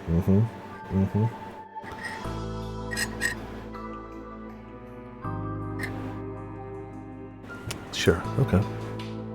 I don't mind robots working at convenience stores, but it did scare me when the taxi driver was a robot.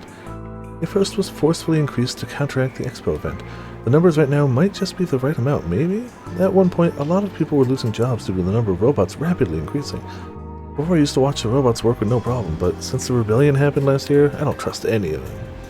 It's scary that you don't know what they're thinking. They're robots. Soon robots will rule Tokyo. People will be slaves to robots, like an old sci-fi movie. Hooray for dystopia!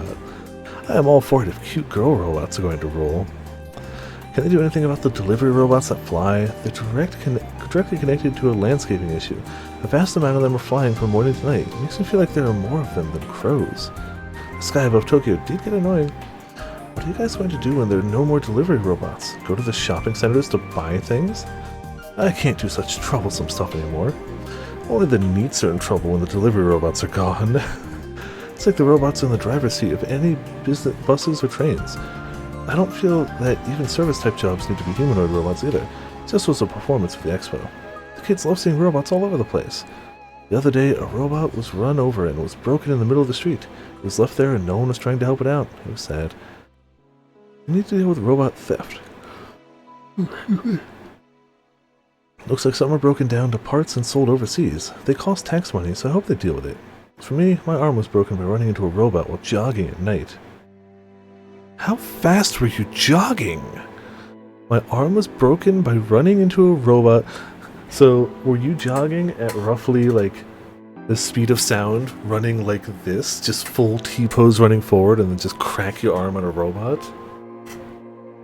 Okay. Oh, absolutely. If a YouTuber ever tried to start Conquest of the World, 110%. Not only would they sign up for it, they'd fund it. They're seriously in the way and wander with just their eyes lit up. It's scary. Rather than robots, humans are the scary ones, obviously. Tourists love them, so I say bring them back up to their old numbers. There you go. Maximum dominance while you run in the middle of the night without a light to see where you're going. Yep, when people are afraid, their sense of perception tends to warp. The next morning, we report to Junetown about the outcome of Nuriyamecho investigation. It's okay, Sora. I'm sure you'll know when the moment comes. Of course, we keep the Vice Principal's name under wraps, because even we aren't that cruel.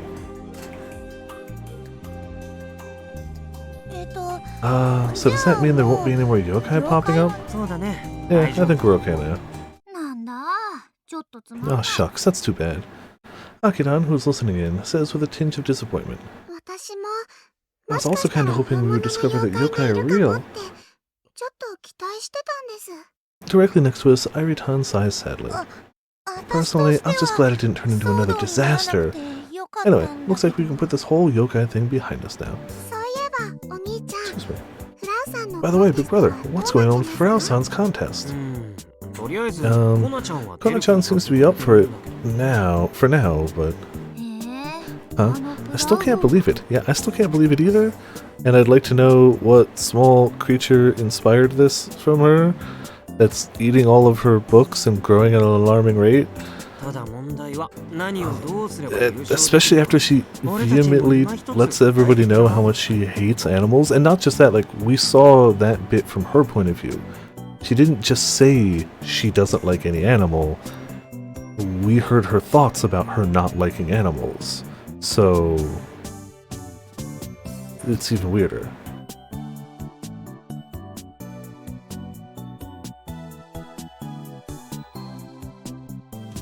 Okay. Yes, but only her duplicates. Only her duplicates. So far.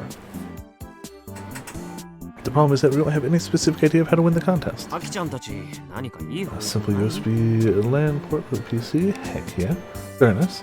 I hadn't even considered that. Like, I tend to think like network cards, but of course that would work just as well. Probably easier to install, cheaper. Not that I think network cards are expensive, but yeah, that's the way easier, obvious solution. Cool. Hope it gets there quickly and efficiently. Because it's just as horny for BL as she is.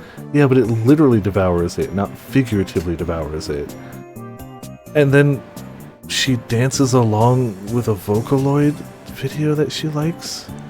Like, the creature gets her to dance. Can you imagine Frau dancing to a Vocaloid song? Just support the motherboard that's supposed to. Don't want to just immediately drop stuff on a new motherboard. Oh, of course. No, you definitely shouldn't drop stuff on a new motherboard. I was just thinking like a network card. Fair enough. Then this sounds like you've got the perfect alternative. It honestly still might even be the perfect alternative, even if you were savvy to change it. It still sounds like your solution is probably the better one. Also, now that Ramen can back me up on this and we have some people here, I would like to remind people, watch Everything Everywhere All at Once. Just do it. Please. It's so good. So good. Yeah, don't worry. What you've got, it sounds perfect.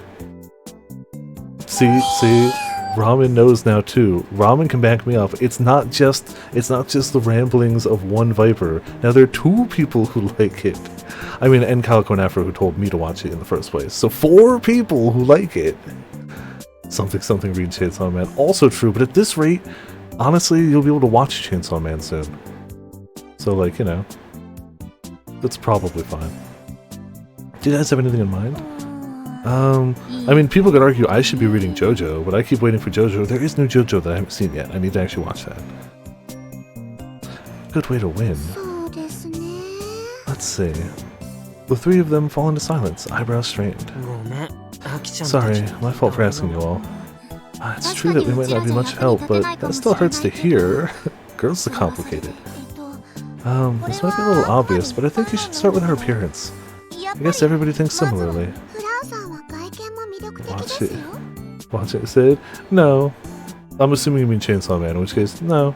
Unless the anime turns out to somehow be awful, which seems unlikely. If somehow the anime turns out to be awful, I'll be like, you should really read Chainsaw Man. Frau-san is quite attractive. Yeah, I think so too, but Frau-chan doesn't really accessorize. Not that I'm one to talk. We're actually on the same page. The problem is that we don't know a thing about girls' fashion. And even if we decide to put her into something nice, we don't have anything for her to wear. There's no point. Out of all of us, who would have something that Frau would look good in? A store you could go to and try on outfit? I don't know. Needless to say, it was always going to end up like this. But... oh, it's Daru's plan. What's so funny, Hashida-san? I have a quote for times like this. What is it? I thought these might come in handy. And just as I loudly boast, she appears with perfect timing. Sorry about the wait, Hashida-san. Oh? Yes, she's entering a beauty contest, and she wants to win. Which is weird, because we want her to win, because it'll help save the Robot Club, but now she wants to win. So... it's weird. Yes, it is Naitan. Naitan walks over with her usual smile and gently hands over a large paper bag.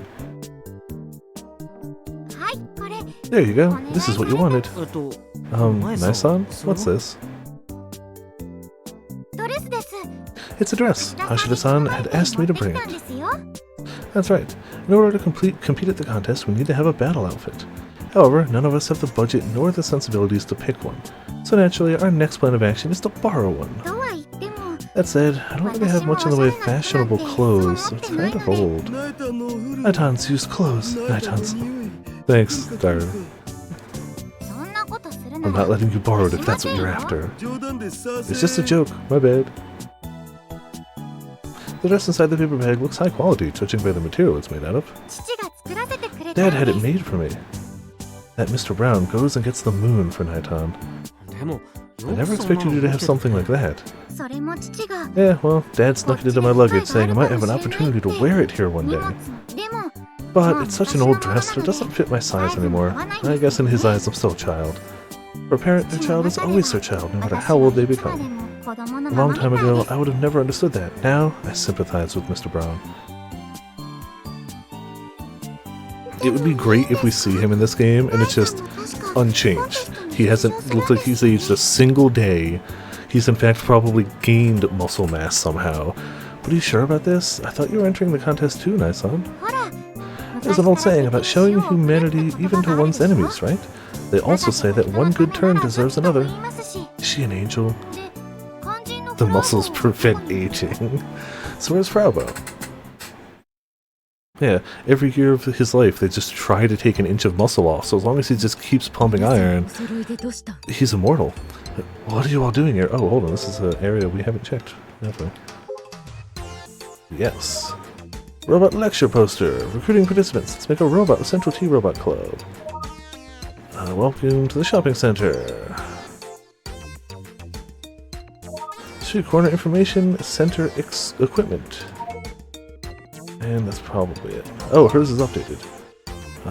Oh, because we can see the whole thing now. Yeah. Okay, still something. What are you all doing here? That's my line. What are you doing here, Bravo? I don't like the heat. Frau is cooling off in the indoor facility that is the Robo-Lec event hall. For crying out loud, we're all working here. According to Super-Kun, she's apparently been here watching Nika vid all day on her phone droid. Whatever. More importantly, here. Yashio-kun hands her the outfit that Naitan just brought over. What's this? Try it on. But I refuse. Don't say that. Naisan went out of her way to prepare it for us.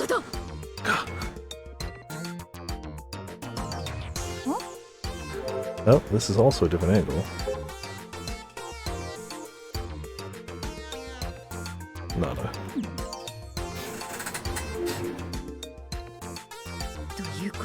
You're saying this is Naisama's? Yes, it's something I used to wear a long time ago. Naisama's used clothes. Naisama's... Damn it, Frau. They're the same person. They're the same person. They're the same person. She's doing exactly what Hashida-san did. They're the same person, except replace, like, harem eroge with BL thin books. That's it. They share a single brain cell, and it's horny. That's it. But, no, and it's 4chan. That's what it is. But I can't! She shoves the dress away. Why not? A samurai never accepts offers from an opponent. You're not a samurai. Anyway, I can't accept it. Okay, I spent so much time digging it out, but that's too bad. Poor Nai-san.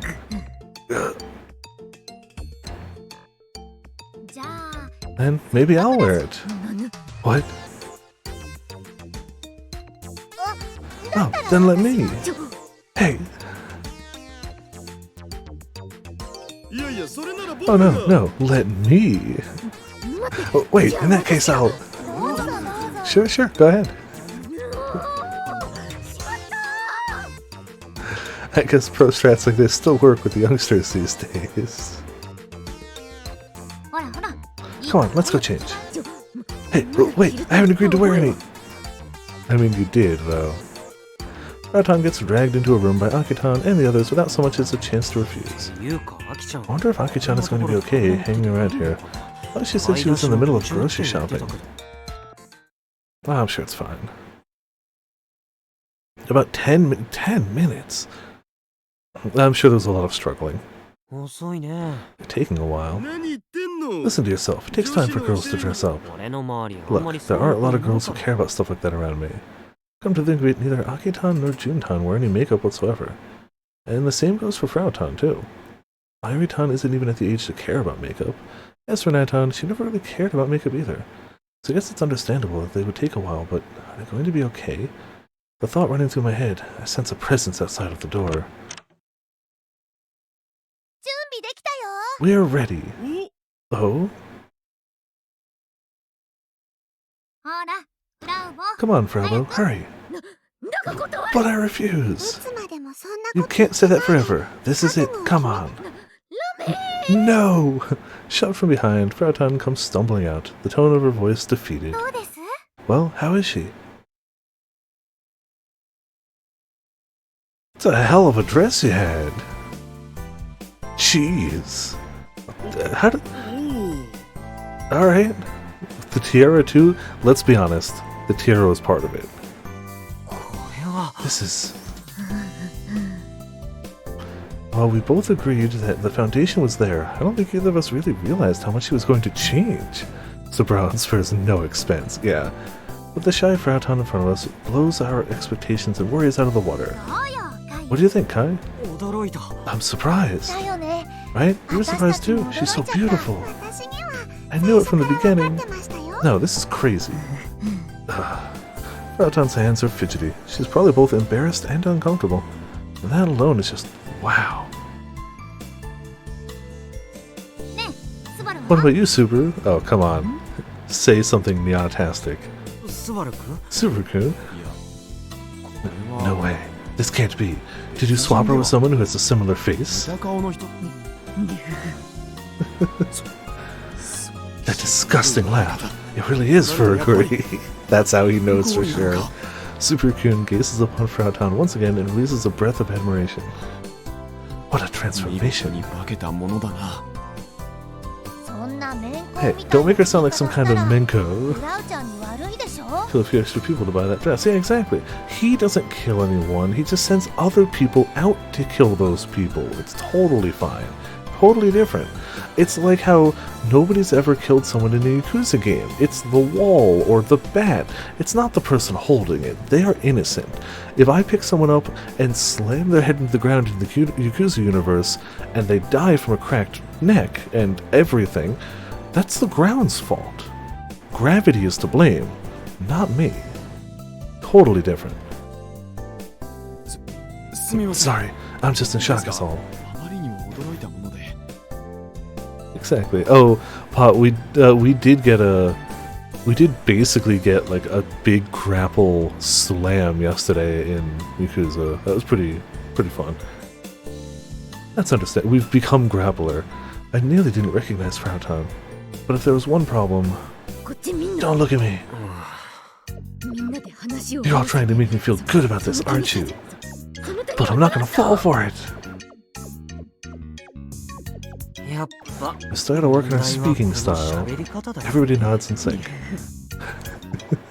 The contest is going to include self-introductions and a Q&A session. Even if she was to get up on stage like this, as soon as she opens her mouth, the entire audience will be confused. But I'm not going to be the one to say that. For once. If only we could straighten up her speech. Ah, there you go. Exactly. Perfect. Don't treat me like some sort of weirdo. Then, can you speak like a normal person? Of course I can. Ho. Alright, then let's hear it. Why did he ho? Ho. Alright. Fine. Everybody looks at Frauton and the atmosphere tenses up. She's gonna say some like garbled English, right? Come on, please, some garbled English. All she has to do is speak normally. But I guess I've never heard her speak like a normal person, so I can't even imagine what that would sound like. Don't look at me like that. Octo. Octo? That's how Invader Octo Girl speaks. A popular manga from a weekly shonen magazine that was also adapted as an anime. A gag manga that centers on the fuss made by an octopus girl who desires to conquer Earth while living at a beach house. Thanks to its popularity, acting Octo, Chu, etc. to the end of sentences has become commonplace in SNS. That's not true, kind sir. That's Inishida from Golden Maiden, name of an antique doll based on the heroine of the anime Golden Maiden. One day, an antique doll was sent to the protagonist in this manga. It depicts battles between the antique dolls that the characters interact with. It was adapted to an anime. A former prime minister famously loves to read it. Yup, Golden Maiden. Uh-huh. No, it's Nari. Oh, I know that one. It's Kurosuke from Cutlets Encyclopedia. A slice of life gag manga for kids. Features science fiction that includes Time Machine. A super popular title liked by a wide age range that was adapted from an anime in 1987. Since then, it has re-aired multiple times up to the present day. Cutlet is an elementary school student, loves creating inventions from the Cutlets Encyclopedia left by his ancestor, who was an inventor in the Edo era. A small robot that appears in the TV anime Cutlet Encyclopedia. It was invented by the protagonist, Cutlet, and has the habit of saying Nari. It's remembered for its black and round form, and its favorite food is pork cutlet. They digging out some old ones, yeah. Grr. I do like how her normal is just picking different anime characters. You're just doing impressions of anime characters. That's not normal at all. There's no such thing as a victory obtained by lying to yourself. And now she's pissed. I can understand what Frau is trying to say. You want people to judge you just the way you are, right? Huh? Was that the message? But just the way she is. The way she is, huh? Anyway, we should probably set this issue aside and focus on something else. Agreed. Can I take this off now? By the way, the contest is a talent demonstration segment, right? What are you going to do about that? I guess Kona-chan's talent is programming? There's... Programmers deserve a massive amount of respect. Programming is really time intensive, can be really finicky and buggy, but it needs to be done. But I don't think anybody, even the most skilled programmer in the world, would say that watching someone program is in any way interesting. It's really kind of just, even like somebody who knows a ton about programming, watching somebody else who's a great programmer program, it's still just kind of boring.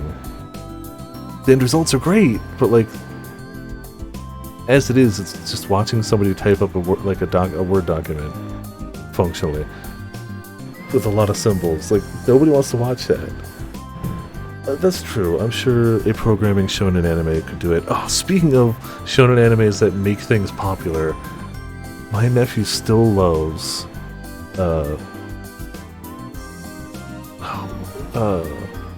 Beyblades. He and my dad were having Beyblade duels at the family cookout earlier today. And he knows all about, like, which ones are fast, which ones are powerful. Yeah, he does 3, 2, 1, let it rip every single time. It has to do it, and you have to yell the rip. And I'm just like, I thought that was something... I thought that was going to be a tiny little popular show that lasted for like a year, and then, like, the bubble popped. But no.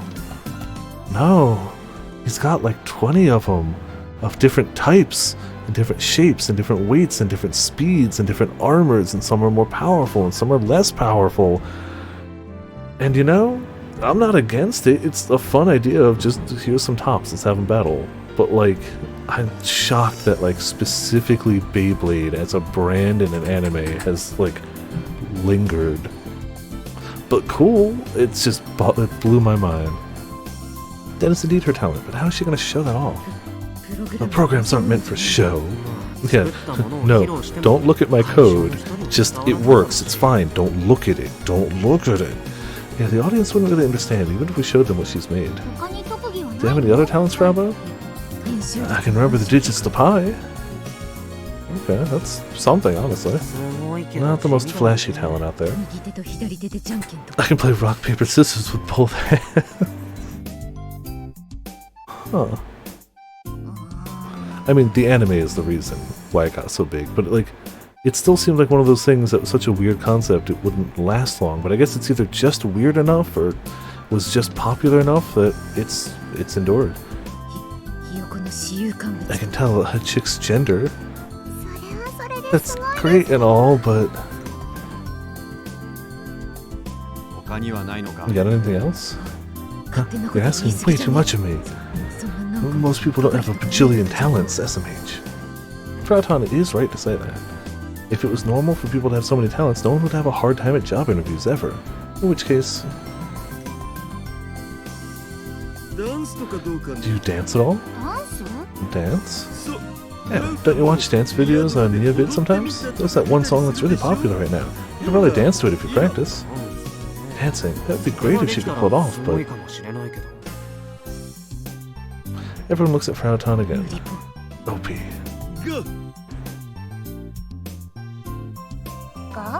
Ga? Whoops. So, what about it, Forgery? Remember Heelys? Yeah?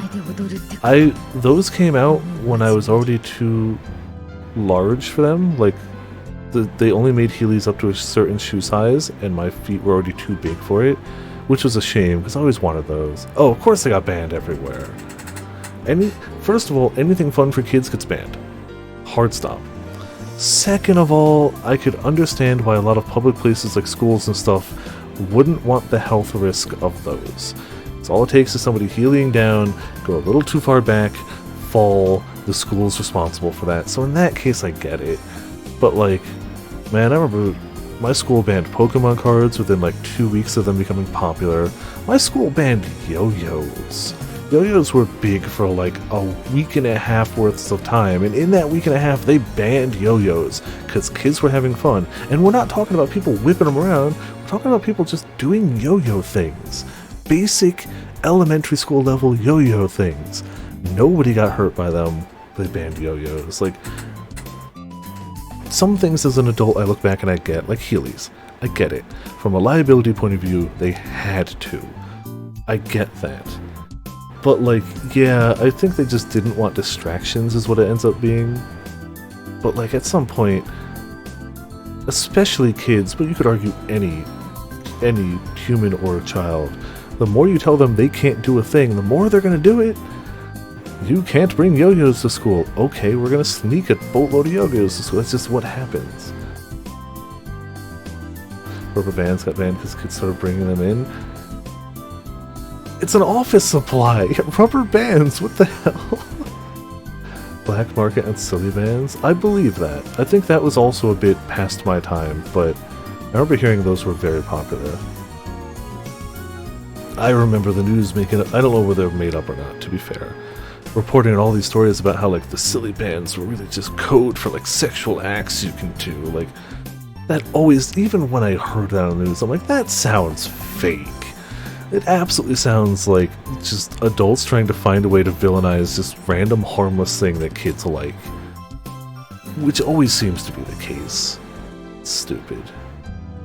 This is absolutely tangential, but it's also something I've noticed as well. There's, mind you, the social media I go to is usually lightly Facebook. I check Facebook occasionally because I do have friends on there that I don't have anywhere else. I want to drop Facebook, but I functionally can't unless I get those friends in other places, but whatever. Twitter and Reddit. Those are really the three I check. And Reddit specifically got some issues with certain things, and it's not always obvious, but they're throwing a hissy fit over She-Hulk twerking in a post-credit scene in a recent episode of the show, and it's like, why? There's been so many weirder things that have happened in the Marvel Universe so far, like, so many weirder things that have happened, but they're throwing a hissy fit, and the last time they threw a hissy fit was Miss Marvel, and then you start to see the theme. It's the shows that seem to have the female leads, or aimed at the female audience, that Reddit throws a hissy fit over, and it's like, ah, crap, of course. And somebody rightly pointed out, it's like, if this was Deadpool twerking, everybody would not only be for it, that they'd be doing it, they'd be like, stupid. Don't think I've ever deactivated Facebook, you forgot the password or anything. I would end up deactivating it just to remove the data that's there if possible, but yeah. If there weren't certain friends that I only had on Facebook, I would have deleted it. I still want to, like, it's Facebook and social media in general, but Facebook really is the big face of it all, is a lot of the core of a lot of the issues with just things these days. I can't say Facebook is the sole reason the world is bad, because that's false. But Facebook and social media like it absolutely further increase the gulf between people that's being basically the central figure of anything political these days. It turns each side into an echo chamber. Nobody listens to anybody else that doesn't already immediately agree with everything that they say, and everybody that's not on your side is the enemy, and I hate it so much. And Facebook is a large portion of that. Not exclusively, I can't, but it's also, even if that wasn't the case, Facebook is openly and actively stealing everybody's data and basically just evil. Even if we ignore the effects it's had on society, it's just making a ton of money by harvesting your data and selling you things. Twitter, offload screenshots, Facebook account, feeds, Messenger. Yeah, like, honestly, I could probably delete my Facebook and keep Messenger, but at that rate, I still have Facebook. Like, I'd have to go whole hog, but like, yeah, no, there's no reason to even go back to it. If you, like, you deactivate it, yeah.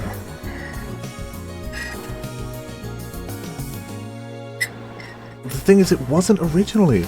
Like, I was on Facebook back in my day. You needed a legitimate college email address to even sign up for Facebook. And you used it just to keep in contact with the people in your classes in case you missed one. And you had to get your homework from somewhere. But for real, like, when it started, you actually needed a legitimate college email address. And like, you could put in your actual classes and it would show who else had the classes. So if you missed one, you could be like, oh, hey, I didn't get your name, but like, hey, we sit next to each other. Do you have the notes from that class? So I don't know if it was designed for that, but it is absolutely evolved into that. Yeah, I had to go full, like, old man with a cane. Thanks. We should get back to this game. Dancing, as in dancing in front of people, not happening. I figured as much. But you'll dance in front of a fluffy, no, we don't know, fluffy, small, nah, it's getting bigger, a white book-eating creature at night. At the end of the day, after all the brainstorming and ideas, I can't. Vapor old. The thing is, we already have... it says no A there, you're right. Vapor old. We're shut down by that single phrase. Excuse me. Jeez. After everybody returns to their post, Yashio-kun and I stay behind, holding our heads. Kona-chan can be a real handful. Can't tell if she really wants to do this or not. And actually, about that, why did Frau suddenly get motivated in the first place? Honestly, I was wondering about that myself. There must be some reason why Frau, of all people, suddenly agreed to enter. Maybe if we can find that out, we can find other ways to motivate her more. Unfortunately for us, we have no way of figuring that out. What in the world have I gotten myself into? After getting home from the festival, I haven't been able to focus on my studies. Oh yeah, you have a different Twitter. Slightly. We saw those. Going out again so late at night. You're a student. Hurry up and get back to studying. Nuri... Literally had to say this like a dozen times already tonight. Nure Yomejo, huh? Soaked women are believed to be sexy dynamite. If one exists, I want to meet her. Of course you do. Pro tip. If she's a beauty, doesn't matter if she's human or...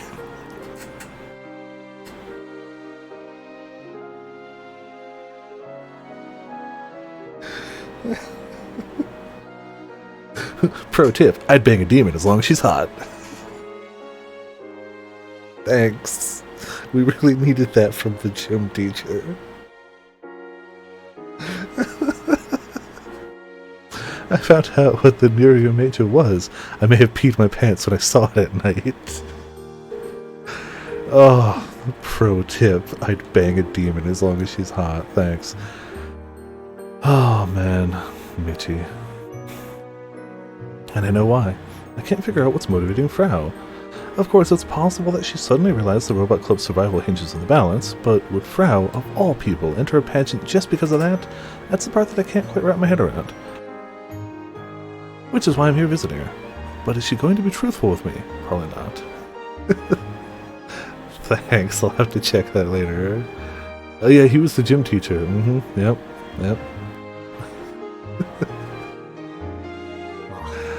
Well, I've already come this far. I might as well give it a try. Just as I step forward, the old building's entrance slowly opens. So I guess now we're finally going to see what the hell she's been feeding. I instinctively hide behind a nearby pole. Wait, why am I hiding? Too late. I survey the entrance from behind the pole and see Frau walking out. This is her home after all, so no surprises there.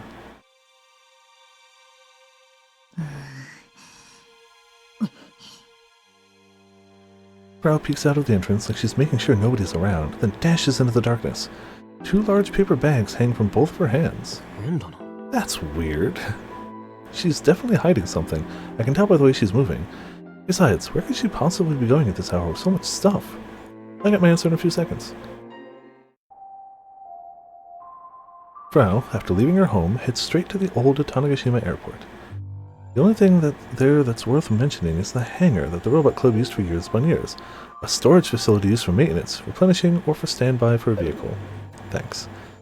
Maybe Frau does have some kind of strong attachment to the club that she refuses to show us. Of course, that hypothesis doesn't last long. Frau starts making some odd noises. Then after a short while, something squirms out from the darkness. The heck is that? Some kind of large creature. Is it a dog? Maybe some sort of large dog. You know, apparently Robotics notes good for clips. Also old Viber. It's the right size for it, but due to how dark it is, I can't clearly make it out. I brought you some food. Frau says as she starts shuffling inside the bag for something. It's probably just food. Kona-chan has a pet? All the people have a pet. I hold my breath and watch closely as the creature begins chowing down on the food that Frau brought. Wait, what's that noise? Definitely doesn't sound like normal eating noises. Have this too. Then I hear something that sounds like a hard object being crushed. Whoa, you have a big appetite, lol. Eventually the white creature finishes its supper and cradles up against Frau. Seems to be begging for something. Yeah, here you go. She pulls out her phone droid and starts playing what seems to be a video. A light-hearted tune begins to play from the speakers, and Frau starts dancing to the music. I can't help but be enamored by what I'm watching. I never knew Frau could be like this. Frau's dancing to the music, and it looks like the white creature is silently watching her do it. But, I see, you really like this song, huh? Never heard Frau speak so gently before. She always said she hated animals, yet here she is, dotting on this little creature. But, hey, Kona-chan. I can't help myself as I step out of hiding and approach her. Is that... Run! What? Surprised by Frau's sudden scream, the white creature backs down, frightened. In the next moment... What? Just for a moment, I catch a glimpse of the whole creature.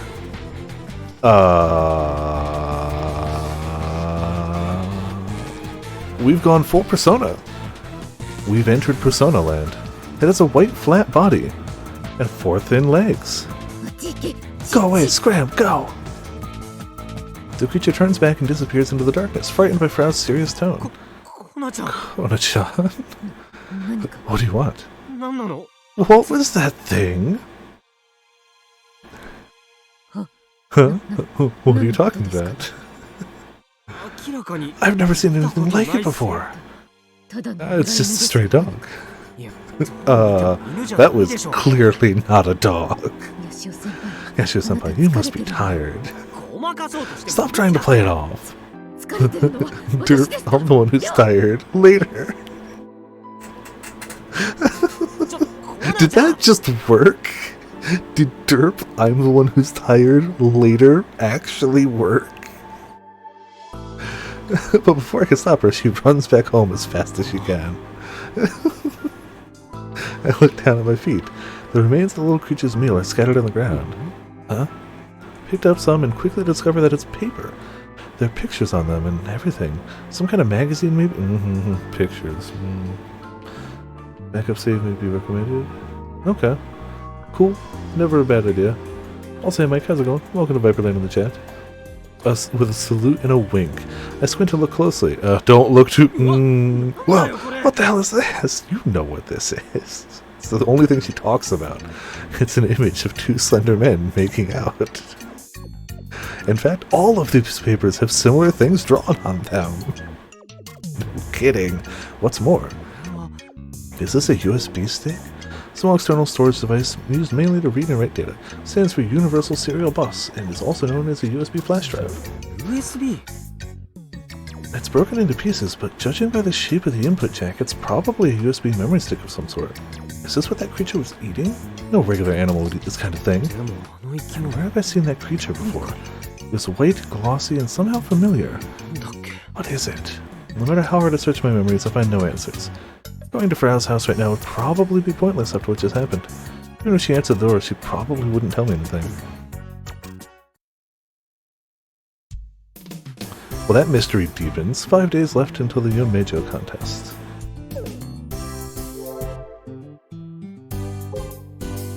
Nothing, nothing. Still can't believe it. That's the very definition of the clothes make the man. Your real self. I feel the same way. I think I understand that feeling. Why not say it in person? Sorry about earlier. I'll be waiting at the food court around 1.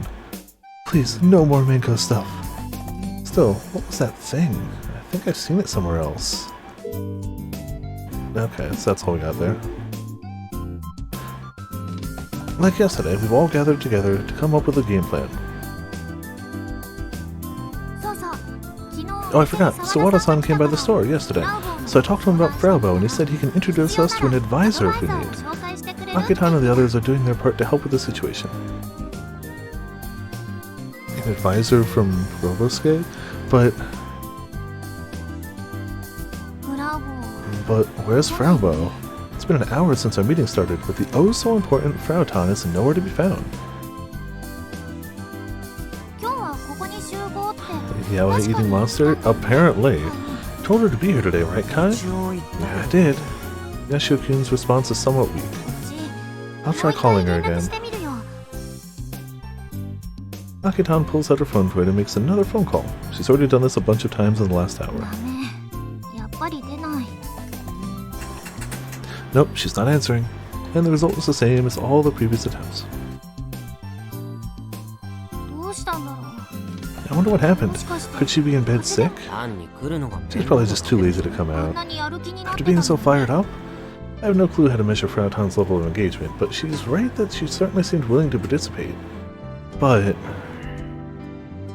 personally, Yashio-kun's attitude has been bugging me too. He's studying on his phone droid like he knows Frau Tan won't show up.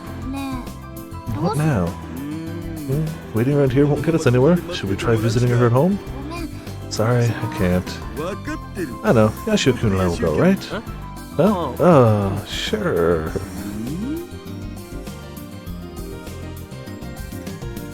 Though Yashio-kun's attitude still bothers me a bit, just as I'm about to stand up and lead the charge to Frau Tan's place, a group of people running around the festival catch my eye. Huh? Hey, June! Ah. June-tan spots us, pulls out of the group, and comes running over. What's all the fuss about? Well, I heard it appeared. Huh? You mean the Nuryomejo? I thought Kai and Hashida-san solved that case already. This time it was the Chokaman. Chokamen. If I recall correctly, a Chokamen is a yokai in the shape of a pot or a kettle, something along those lines. Wait, wasn't the original sighting of a Nuryomejo and a Chokaman to begin with? At some point, only the rumor about the Nuryomejo spread. Nobody say a word about the Chokamen. Let's see. The Nuryomejo ended up being the vice principal, so what would the ghost of a pot be? It's probably just another mistake. I agree, but the problem is figuring out what got mistaken for a yokai. Wait, that's it! The Chokamen! Huh? Huh? Did you say something, Kai? Yeah, nothing. So, what's going on with all the Chokaman craziness? Considering the previous incident, it looks like they're taking a wait-and-see approach. Yeah, I get that.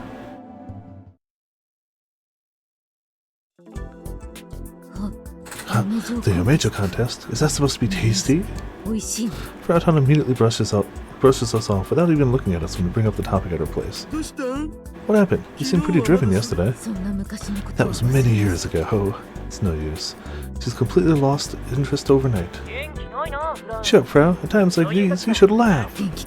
Shut up, Genki-kun. Something going on? I'm all ears if you want to talk about it. It's got nothing to do with an outsider. Guess I'm back to square one.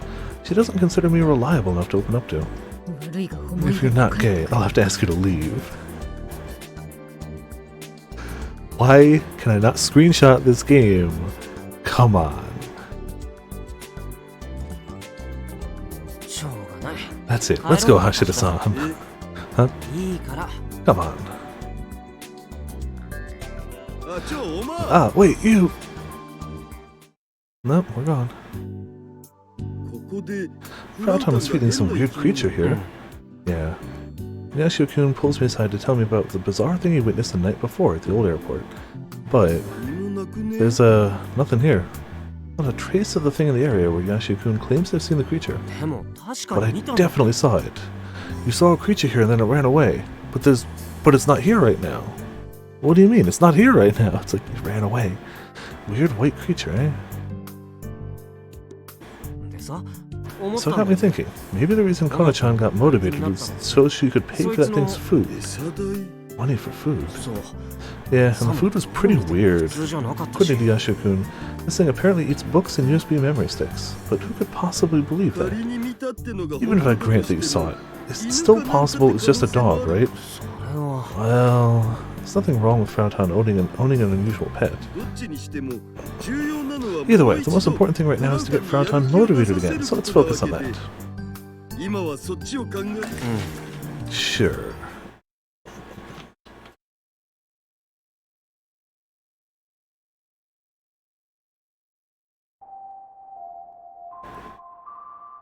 That evening,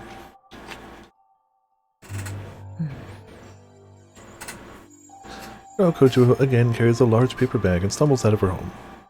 Of course, she's already confirmed that there's nobody in the vicinity of the old airport or her house through her surveillance cameras, but she still heads to the old airport extra cautiously.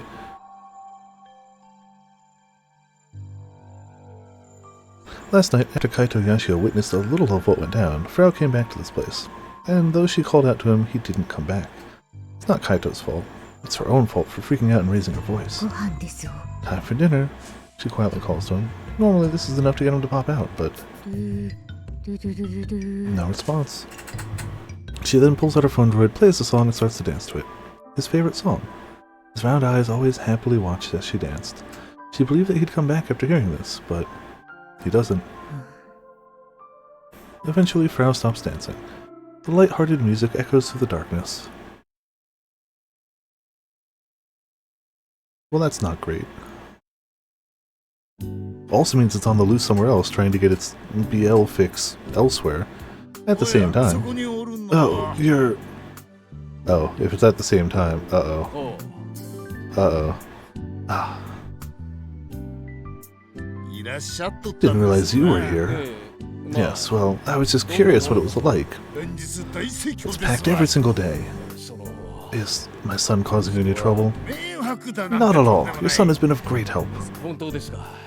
Really? That's good. What's so funny? Oh, nothing. I was just thinking that you must really love your son. You wouldn't know it from the first game. Well, we have our different opinions, but still, he's my only son. I'm glad he's coming around, but like, geez, he was pretty harsh in the first game. Super-kun's a lucky guy. Do you have any children, Mr. President? My company and employees are like my children. Yeah, like, I'm glad he's taking steps to come around. And I'm glad they're showing him take these steps to come around. But he was still pretty bad in the first game. Yeah. He doesn't get to be like, yeah, he's my son. But I am glad that they're showing the steps. I think it's fitting for the character that, like, he's taking these steps, but, like, trying not to be seen. Huh, I could never compete with a scale like that.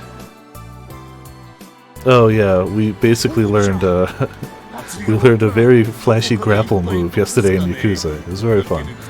I have an idea. When the festival's over, why don't you and I go out for drinks? I bet you can handle your stuff. Ah, that I can. I'll bring over some freshly caught fish. That's kind of you.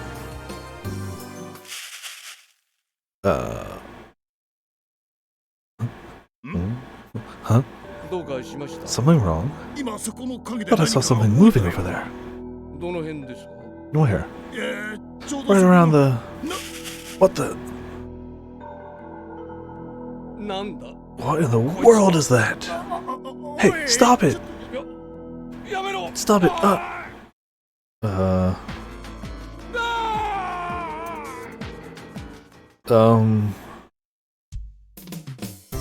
Okay. Boskete? A word from a certain manga which means SOS. Ah, gotcha.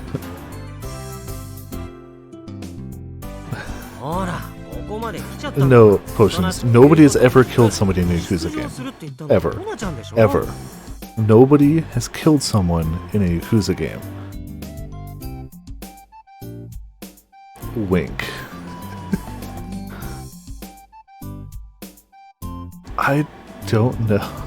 But he definitely, that's the new action we got from doing all the, like, bear hunting stuff on the mountain.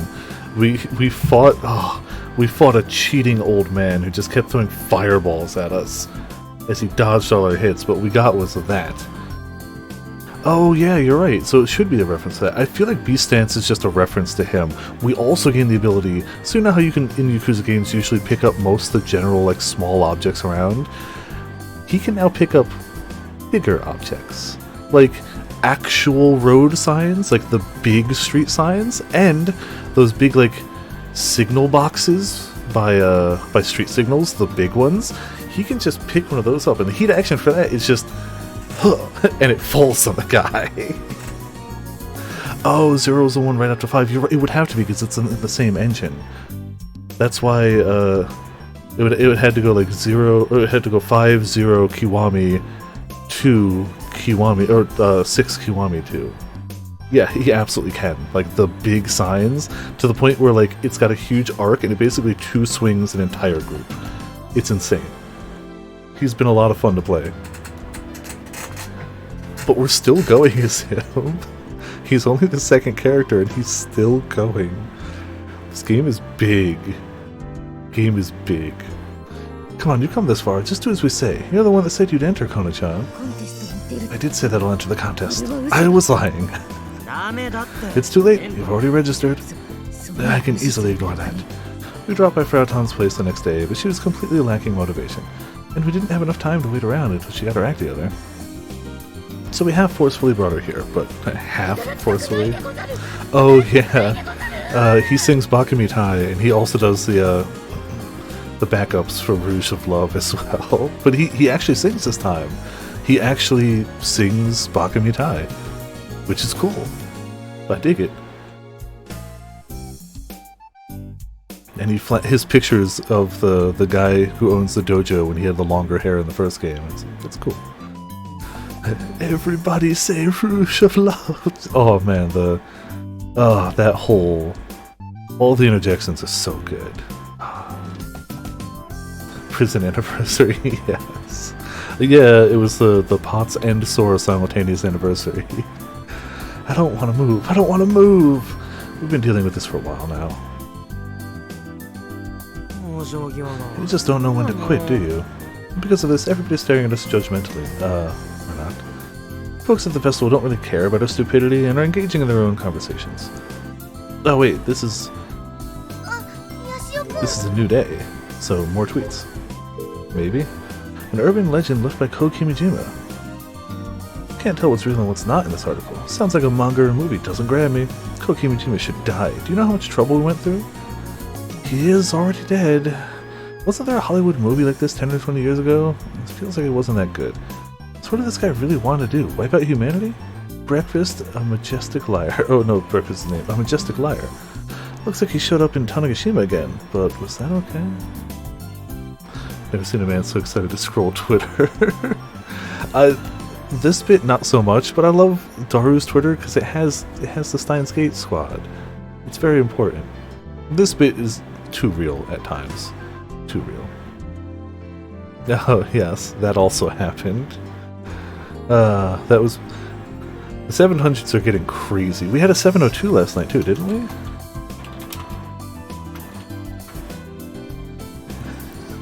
Oh yeah. We decided that's why all the hosts in the city keep attacking Sejima. Is they keep going, oh no, he's hot! Get him! Because they're hosts. I was like, why do hosts keep attacking this like grizzled old man who's built like a brick house who just got out of prison? And I banged my elbow again. And that's why. They see another guy like, he's too hot. Kill him. Makes sense. Ah, sports east is the source. I get it. Isn't this the first example of immortality? If we can just live just as data? No way. He's just a program. He didn't make it all digital. Not like he made a human personality. Just made it look like it. Plus, you need to start with what the mind really is. A few years ago, I think at Victor something University in America, a technology to digitize human memory was created. Was creation. Huh. Yeah, It was. He absolutely is, too. The hottest brick known to man. Code Kimijima is just an evolution of that, maybe? Didn't you see that it's not Kimijima, but someone else controlling Kimijima? That sounds way more realistic. All that matters is who in the world profited the most from last year to the present. Hey, Spo East should restrain itself. It really makes all the Tanegashima-related stories from last year seem like the fake news. Code Kimijima himself is just idolization. All the attention is on that, not the real picture. God wins superhero. The idol is Misaki Senomiya. Well, let's give Ko-chan some credit for making a beautiful woman a perpetrator. I always want to make the beautiful ones heroines of tragedy, but she's just a terrorist. We don't need no teary-eyed episode. Besides, it doesn't matter how she looks. I got dizzy from finding a Code Kimijima BL doujinshi. I bought 3 copies. Of course. I don't find another bear in the city. Oh yeah, no. Yeah, normal Sejima things. Yeah, bear fights. He's just used to it. I don't think the media has talked about Kimijima that much. Wonder if they were pressured from above. It was overly debated online though, because its existence sounds like a joke. Reporting about him makes it weird. Only sounds like fiction. Did Code Kimijima really exist? If he really is a digital existence, feels like he can infinitely copy himself. Below K. BL, okay. This is a problem. What do I do? I guess we just have to use brute force. I think this is my first time seeing such carnage, and plus, I'm kinda interested. I'll tell you about it soon. What's going on all of a sudden? This is nonsense. Anyway, I gotta give it some time and talk it over it. Oh, nothing in the A tab? Boo. 3 copies, yeah. 1 for you to hold on to for your own personal use, and 2 to force on other people who definitely need to be forced to see it, because if you had to see it, they have to too. Yoshio-kun. No, Jun-chan, wait, don't tell me.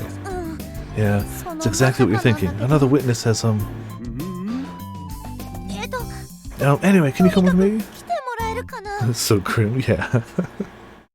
yeah.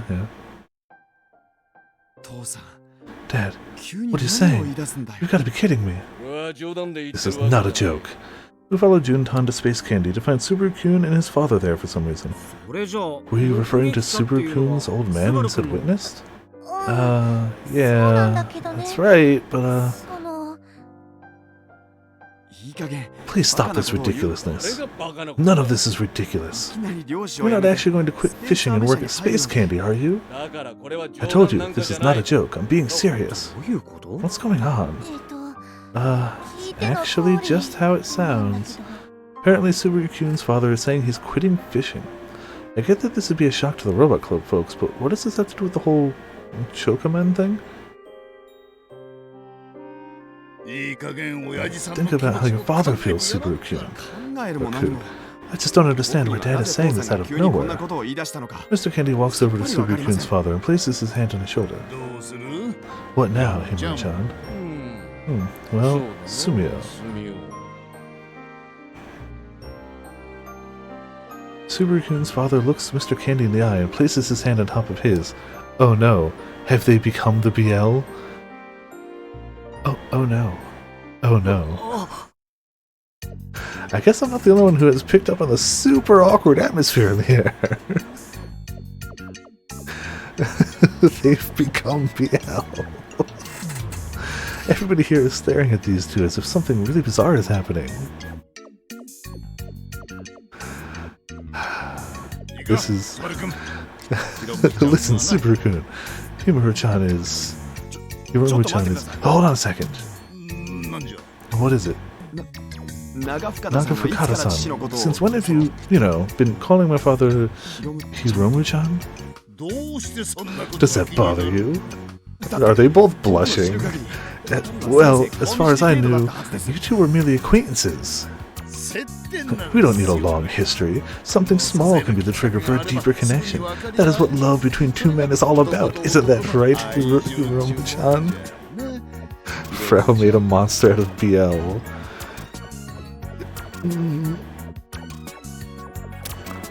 Do you know what this is? This is the frog that's turning them all gay. So it's a yokai. It's clearly made like chomping noises.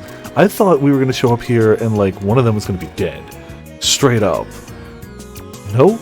This definitely took a different turn. But yeah, Frau feeding it nothing but BL stuff clearly has influenced it. That's right. Love? Yeah, exactly. That's, that's fair. The next moment, all who are present gasp. Super Raccoon's father leans his head onto Mr. Candy's shoulder. Dad, what exactly are you? Is something the matter? But, I mean, you're both guys! I like how his argument isn't, what about mom?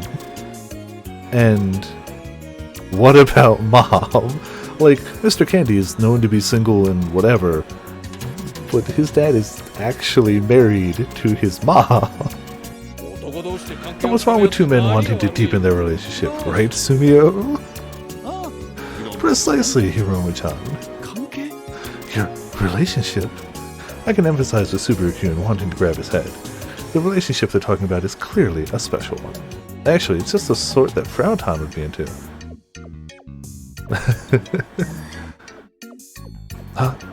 Contrary to my thoughts, Frau is watching the scene with a puzzled expression on her face.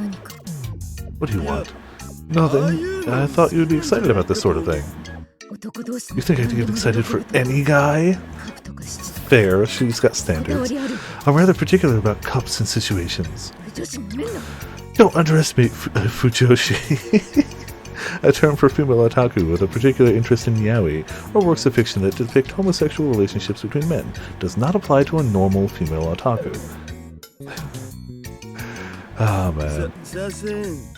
My bad. Ah, I'm such a fool. I don't even know. I really don't. I like to think of myself as knowledgeable when it comes to girls with these types of interests, but that last remark was careless. I need to do some self-reflection. No, Dad. But how? Unable to process the current situation, or rather, in order to calm Subaru-kun down, we leave the Space Candy Building. He's in complete shock. Yaoi Cupid. I sure as hell didn't see that coming. Yashio-kun can't help but sigh. Pretty sure everybody present feels the same way. How could this have happened out of nowhere? That's what I want to know! When did he start behaving like that? Started today. Wait, no, I think he was saying some out-of-character stuff last night, too. Such as... well... how can I accept that? Suddenly, a loud yell cuts off Subaru-kun's sentence. Is it spreading? If you don't like me anymore, then why didn't you say so? It's not like that, it's just that I like someone else too. Love truly is a battlefield. How could I ever believe you? But I... Shut up, I don't want to hear your voice right now, get away! The man walks away after being shoved by the woman. Jeez, what's with him? Maybe she'd stop making me look like an idiot. When I glance over, I see a familiar face watching everything go down. Ariton, are you just watching that whole thing? Oh, yes, well, I guess life's really complicated. I learned an important lesson today. Frau has apparently. The words slightly bothered me. What do you mean? Wasn't it just an ordinary breakup? Well, you see, that man likes someone else. Yeah, you're right. Daru had the power, and now Frau's got the power. We all heard that, but isn't it pretty normal for guys to cheat on their girlfriends? Jeez. First of all, no. Second of all, cheating happens both ways. Third of all, still no. I wouldn't call it a common thing. I'd like to think. But the person that man likes is apparently another man. Yashio-kun and I can't help but look at each other. I mean, random stuff can happen that can trigger this kind of awakening, sure. We just saw what happened with Subaru-kun's father. Is it normal to run into situations like this one after another? By the way, Subaru-kun, what were you trying to say earlier? Huh? That strange thing that your dad was saying. Oh, well, last night Dad said that he had seen a Chocoman. I told him that there's no way such an unscientific thing can happen, but Yashio-kun and I make eye contact again. But this time it isn't because of some weird shared emotion. It's a shared thought. We nod at each other and walk over to the woman. excuse me, I hate to ask you this, but what do you want? I'm actually super pissed off right now. Well, about your boyfriend earlier. He's not my boyfriend anymore. Right. Well then, that man earlier. Do you remember him saying anything strange recently? Something strange? Well, he did say something strange last night. What was it? That he saw a chokaman or whatever it's called. I knew it. What exactly does this all mean? Means this is a yokai going around turning people gay. Well, why? Because the guy didn't say he didn't love his girlfriend anymore. He said he loved someone else too. Mr. Candy, Subaru-kun's father, and even that man who got dumped have all seen the chokaman.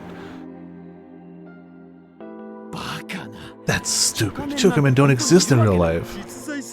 Whether they exist or not isn't the issue right now. The issue is that everyone is saying they've seen one.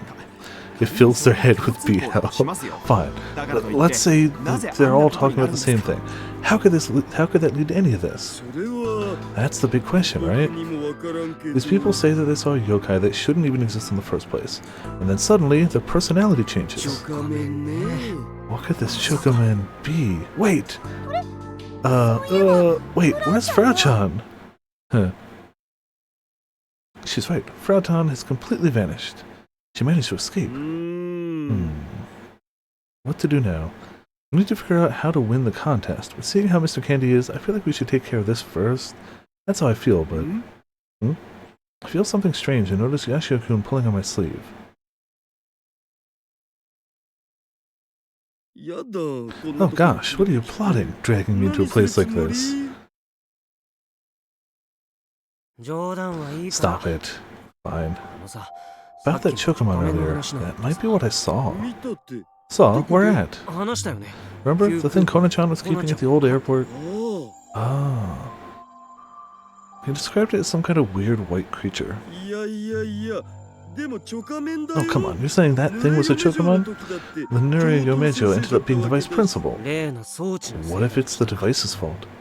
The device. I guess he's talking about the electromagnetic wave or radiation equipment. But I told you already, we destroyed that thing. What if there was another one? I can't see that being the case. Are you sure? Well, I can't be 100% certain, but... Anyway, maybe it's worth looking into.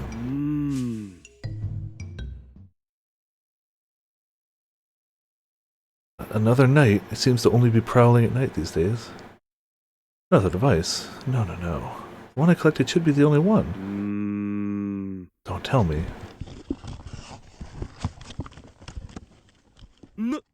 It's gone! I'm sure this is where I left it. This is bad. No kidding! The electromagnetic wave or radiation equipment I grabbed. I put it in a bag and placed it in a shed that looked unused behind the hotel so that I could take my time and examine it later. Didn't think it would disappear. I look around and find that the ground is covered with dog tracks, so maybe it was taken somewhere. Which means, maybe this whole Chokaman nonsense is, as Yashio-kun said, the work of the electromagnetic wave or radiation equipment. But if that was the case, they'd find out that I took it and then lost it too. I guess I'm a bit of a pickle here. Yeah, maybe you should have told people about it, maybe you shouldn't have stolen it, maybe any of these things. Got it, so I have to research this Chokaman thing. Give me just a minute. Just a few seconds after Rosetta's remark, an image of a strange ghost appears on screen. A ghost shaped like a pot. The legend is as follows. One night, a man was walking and found a choka on the ground. When the man tried to pick it up, it started rolling towards the top of the hill. The end. That's about all it really seems to do. By the way, a choka refers to an earthenware teapot in Tanegashima dialect. Put it simply, a chokaman is just a teapot ghost that likes to roll up hills. Nothing more, nothing less.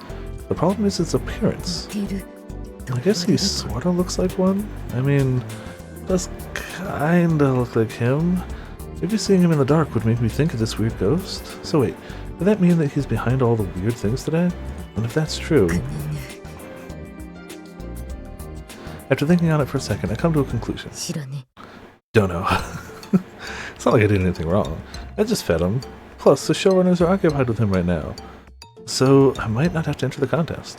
The only reason I agreed to do it was to earn some funds for his food. Now that he's gone, problem solved. And most importantly, if Mr. Candy and Four Eyes' dad are totes a thing now, at some point, Yashio-senpai and Four Eyes will... you can't guarantee that. Become a reality. In that case, perfect. I'll make for one hot thin book. Internet slang used in the aughts, used mainly to talk about Dojin featuring 18+ content. As a result, I wholeheartely welcome this. I've now decided to observe how things turn out. What are you going to observe, Frau? Well, I don't think it's that. I think it's more the creature will eventually find them. Shush, shut up, Genki-kun. Why can't I have a little fun for once? Right? Animals. I hate animals in the first place. What the heck is this? Shortly after arriving at the festival, I found myself screaming at the top of my lungs. I love the changes in the backgrounds. I really like... They're little, but I love them. Places filled with people, as usual. Hold on, we gotta check Twitter. I don't know, but I sense something really bad. I'm not even sure if it's actually causing issues. Don't write in such a vague way. Is this... sorry, it's Tiny Finger. Don't write in such a vague way. Is this about Tanegashima? Can you get down the details? Depending on the situation, I'd like you to interview them if possible for me. Would that be possible? I can't now. Now isn't the time. I'll just say this. The real hell starts now. The organization is a secret agency controlling the world from the shadows. Politics, economics, religion, everything. There's an official name, but those who know call them the organization while trembling. I see. That is scary. Don't think, just any BL is okay. To be clear, I mean Sen X4 Eyes only. I don't accept anything else. But like, what happens if like, the yokai finds like, Senpai and Hashira? Then you don't get the Senpai X4 Eyes. Like, I said Sen X4, huh? I lied. I will allow Senpai all Uke too. I'd rather like that. Man, seeing that right in front of me made me freeze up. If I'm acting like this, I wonder if he's okay too. The majority of today's customers were guys and pairs. Kinda got excited. Don't worry, you can do it. What do you mean by that? Exactly what I said. The place is filled with people as usual, but among them are a whole bunch of couples made up of men. Men holding hands, linking arms. Under normal circumstances, this whole thing would be legitimately charming. But right now, what I'm seeing is far from that. Don't get me wrong, if all of this was the end result of natural emotions, you wouldn't hear a peep out of me. As a die-hard fan of Yuri scenes in anime myself, I truly believe that people should be tolerant and let others love the people they love. Daru may be a creep, but you know, it's a tolerant creep. However, this is different. I also feel like, I legitimately feel like part of the Daru-ness of things is really a surface level, just like, I don't know, like I don't feel like that, it's both clearly a core part of his personality, but I feel like that's like a top level, top layer thing. But it's also proven to not necessarily, like I feel like part of it's just an act. That's probably what I'm trying to say. Part of it's just an act. People's relationships have gotten much more intimate in ways that they shouldn't have over the last day. Yeah. But it's good to know that he's like, psh, how could I support Yuri relationships if I don't support Yaoi relationships? Love who you love. This is forced. If this isn't abnormal, I don't know what is. Hashida-san. I like how the math nerd and the stoner got together though. Yashio-senpai spots me and runs over. What should we do? Everything's gone all wacky! Huh? I don't know what you're talking about. Don't you dare try to run away from this. You have to confront what's going on in front of you. Is NTR... I mean, I guess not all of it, but at least some of it. You say that, but... I look around only to find this bizarre set of dudes holding hands and walking shoulder to shoulder who weren't the least bit intimate as of yesterday. Ugh. This is bad. Quite the ordeal. It's still so weird seeing him in like Hawaiian shirts. Oh man. The Sawada-kun, who I didn't even realize was there, looks around the festival and remarks with his usual poker face. Ah, Sawada-kun, great timing. Good morning. This is no time for polite greetings. This is an emergency. An emergency, eh? But I have more important things going on. Oh, come on, don't tell me that something even more bizarre is happening right now. Hey, I've had enough of this already. Then, with his stern face intact, he pulls something out from his bag. What's that? Macaroons. Macaroons? You mean like the snack? That's right. What else could I possibly be referring to? I don't know, macaroons with a soul? How could you be eating snacks at a time like this? I can eat snacks whenever the hell I want. I baked them myself. Want some? Is this weird? No, well, I do think it's a little off-putting, but this isn't the time for...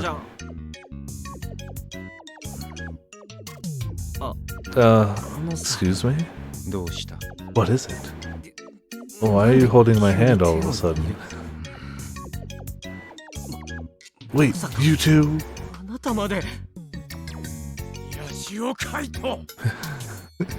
Kaito Yashio. Dad, stop! It's okay, I'm not watching. Damn it, Hashida-san, stop pretending to be blind and do something! Yashio-kun squirms as he tries to escape Sawada-kun's hands. And at that moment... Is this heaven? I turn around to face the excited voice and find no other than Frau standing there. Yashio-senpai, you should push him down. In fact, do it now. The Yashio x Sawada pair really is the best. No reversals allowed.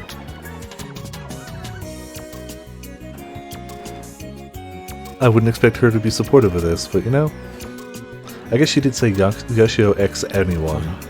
See, even Frau Kojiro says so. Kaito Yashio. Yeah, but she... Whoa! Sawada-kun draws even closer to him. Huh? Why is my heart racing all of a sudden? Get away from me! I'm really going to get upset! Your angry face is beautiful too. So Sawada-kun is seductive uke, eh? Hot. In BL, boys' love titles, the type that has a leading active personality, but in sexual situations becomes the opposite. Thanks. Come on, Hashida-san, don't just stand there, do something! Sorry, I actually find this very interesting. You gotta be kidding me! Come on, Yashio Kaito. Enough already!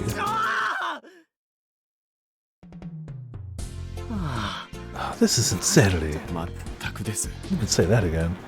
And so we eventually managed to flee the scene, but the festival's still a total mess. What is it?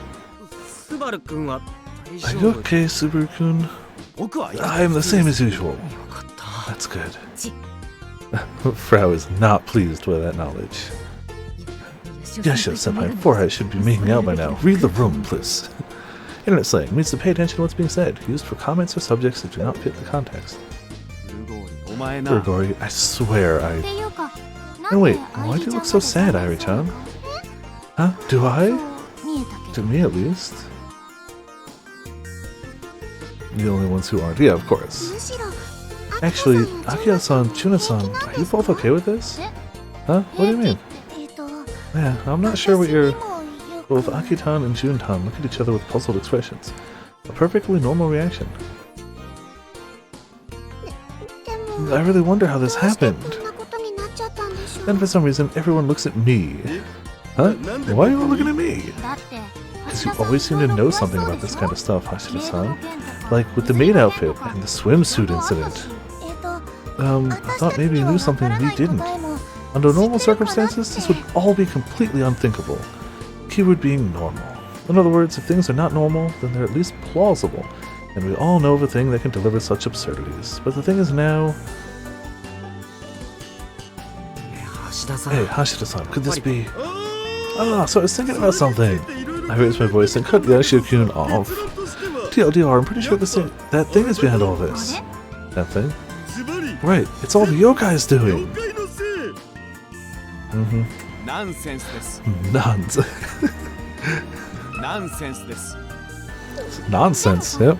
Wait, everyone who says they've seen the Chocoman are ending up like the folks at the festival. 思うんですが、これ君島こうのせいなんじゃないですか。 Oh, damn it. I've been wondering, is it possible that Kokimijima is behind this?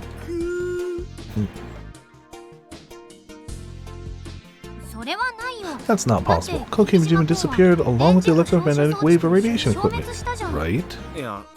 Actually, I was also... Right as the Ushio-kun tries to say something, a sharp digital ring blasts from my pocket. Oh, sorry, I'm getting a call. We don't think so, but who the hell knows? I think he seemed to have been destroyed at the end of last stream, but he wasn't even supposed to be there then anyway, so who the hell knows? He could have made more copies, backups. That's odd, she never calls me. Hashida-san.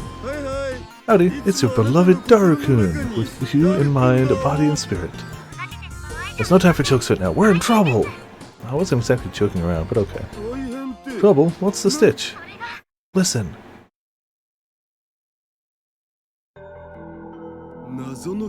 Giant oh no.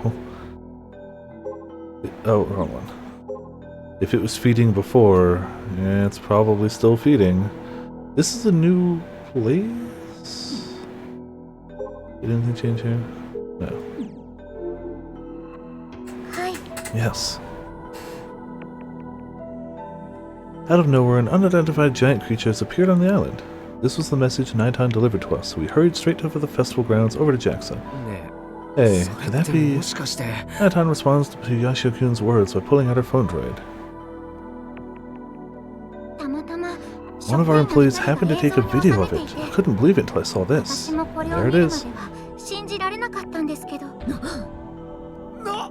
What the... What in the world is this? On the screen is a giant white creature walking slowly across the area. Is this the Chocoman? I believe so. The phone droid displays a video of the giant white creature appearing slowly on all fours and stopping near the rocket launch pad. This thing isn't tiny. Relative to the launch pad, it's massive. This isn't CG, is it? Naitan shakes her head. The thing in the video looks around for a while, but eventually disappears into the mountains. See? After a moment of dumbfounded silence, Akitan breaks the ice. I knew it! The Chocoman does exist! That's nonsense! But if it's caught in the video, that means it exists, right? I still think it's a stretch to say that it's a Chocoman. No, that's not it. The thing isn't a Chocoman. Huh? Everyone looks at me after I whisper to myself.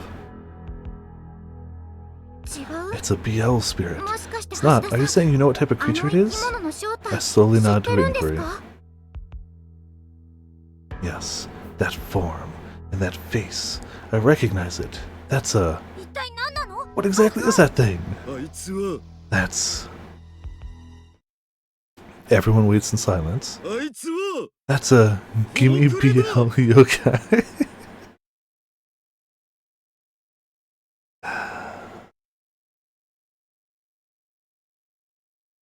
Yo. Yo. Yo. Oh, what? The physical manifestation of a Fujoshi's cravings and desires for gay content. It walks around nightly in search of anything gay-related. That is the Gimme BL yokai. A Fujoshi monster who ravenously desires BL doujinshi, also called a Bolokai. Damn it, she did call it that, didn't she? Bolokai. I'm just getting the name. I feel like an idiot. She called it that. Frickin' damn it. Gimme BL yokai. This is insane. I've never heard of a yokai like that before. You just don't know it, Subaru-kun. The Gimme BL yokai has been formally recognized already. Is it like a SCP? Is it like this universe version of like an SCP? Which would explain why Daru might know it, but like other people won't. You're right, I got several hits when I tried searching for it. Akitan says while looking at the phone droid screen. I guess it sort of looks like it. Come on, really? Plus think about what's happening. It's totally different. Well, it overfed and now it's spewing it out? I don't know. He's got a point. What we're actually seeing here are straight men suddenly behaving like gay men, which is a little bit different from the previous description of it wandering around looking for gay content. It's literally SCP. This is just a hypothesis, but maybe the Gimme BL yokai's desire for gay stuff turned into a gas affecting the sexuality of those around it. It's a hell of a hypothesis, Daru. The Robot Club members all sigh in unison as if to tell me that they're at a loss for words. Amidst the silence, it's Yashio-kun who speaks up despite being quiet the entire time. Hey, Kona-chan?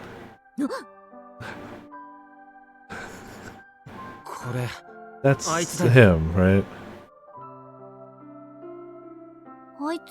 Him? Do you know something about this, Yashio-senpai? I've seen Kona-chan with this thing before at the old airport. I only saw a little bit of it at the time, and he wasn't this big, but... Is this true for a Guri? Hey, I don't know what you're talking about. Kona-chan blatantly averting her eyes is enough to convince everyone present that Yashio-kun is right. Why didn't you tell us about this sooner, Kai? I had no idea it would come to this back then. That means, Furguri, you really are behind this. No blind accusations, Clemens. I was just trying to take care of it by feeding it. Is that really all? Are you sure this isn't part of some plot on your end? To be fair, no, it's actually not part of a plot on her end. She really was just trying to feed it. But what do I have to gain from this? You know what you have to gain from this. Senpai X4 Eyes. Exactly the kind of things you like are happening right now. How many times do I have to say it? It can't be random dudes. Plus, when I fed him food, he wasn't that big. She says as she pulls out a phone droid and shows us the screen. There's a picture of a white creature that looks similar to the one we saw earlier. She's right. The size difference is enormous. When was this picture taken? It's probably about 3 days old. It was about that size when I saw him. But, how do I put it? What a ridiculous picture. It's got a lovable face. How could you have possibly come to that conclusion? The bigger issue is, why did that thing appear in the first place? That's obvious. It's the electromagnetic wave irradiation equipment. There's no other explanation for something this absurd. Oh crap! I mean, I get it. At this point, it's only natural to think this way. Then, is this his doing? He doesn't need to explain further. We all know she means Kokimijima. I'm pretty certain we got rid of him ourselves. I've been thinking. When I speak up, everyone turns around curiously. Maybe there's another unit somewhere that we're not aware of. One that got activated recently or something. Another unit? The one who speaks up first wins. I didn't even want to imagine what they'd say to me if they found out I took the thing and then lost it. He's going by Among Us logic. The first person to accuse someone else just wins. Okay, so let's just say that this is the device's fault. Frau was the one taking care of him initially, right? How did it come to this? I've been thinking about that. An abandoned device somewhere got activated. It then became the Belokai and appeared in front of Frautan. There he grew by eating Frautan's BL books and data. Didn't we already get BL? Boys Love, a piece of work created for a female audience where male characters fall in love with each other. I swear I already had that one.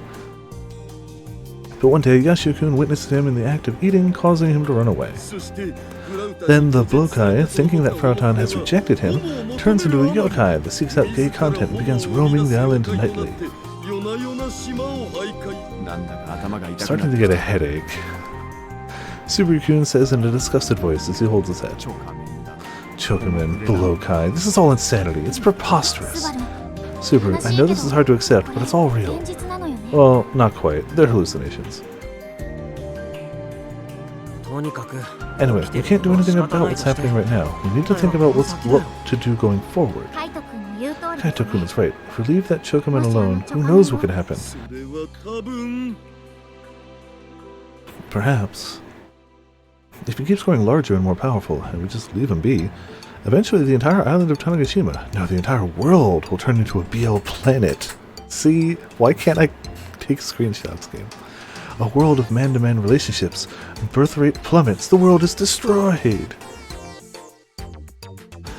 I guess, eventually.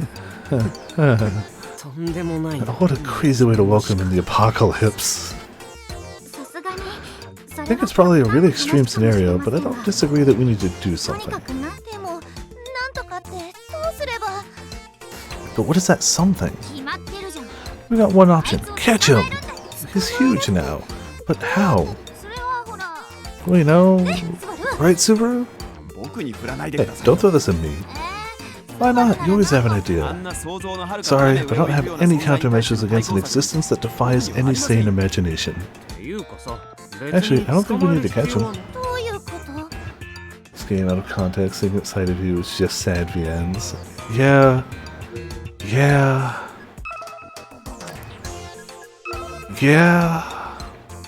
I kind of like that about all the 3 different series so far, is that they do all have separate vibes. We know why the Chocoman appeared, so we just need to eliminate the source. That's right! Eliminate the source of the Chocoman's existence. Seems like everyone's already caught on to the fastest way to deal with this is to recover the electromagnetic wave or radiation equipment. Or just get rid of all BL content. But, you know, let's not be extreme here. Anyway, Hashida-san, can you bring us that thing? That thing? You know what I'm talking about. The searcher we used the other day. Oh, that thing! Yeah, I should have seen this coming. It's a gadget that tracks the source of the electromagnetic waves. With it, we can probably find the device quickly. Only one problem. I lost it. Oopsies. Huh? Excuse me? Explain now. I lost it. The end. Look, when I realized that the device was causing all of this, I tried to search for it myself. And that's when I had the unfortunate realization that I left the searcher in the same bag that held the device. Whew, what a pickle. What a pickle, my ass. Without it, we can't find the device. Is there any way you can build another one? Well, it's going to take some time to procure all the parts. How long exactly? 4 or 5 days, maybe? That long? I doubt he's just going to stay put the whole time. In that case... we'll just have to catch him. Easier said than done. We don't even know where he is right now, and he's getting more powerful by the minute. Then we just gotta lure him out. How? Good question.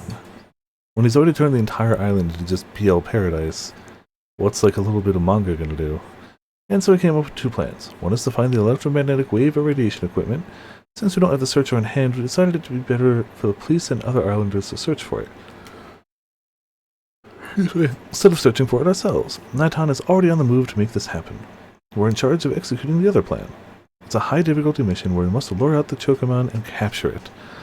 So how do you lure it out, you ask? No, the answer. What's up, Super-kun? Oh, Yashio-senpai. What's going on with you and Senomiya-senpai? Nothing much, really. I mean, why do you... are they... So, is the plan to basically do to Frau what we did to Daru to solve the last problem, and just overload the censor with the bigger fantasy? Because they're going to have to up their acting game if that's the case.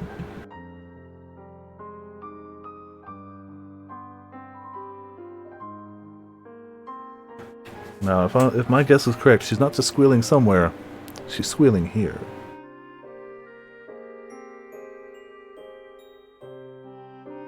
We'll see, though. You really don't understand? Subaru edges closer to Kaito.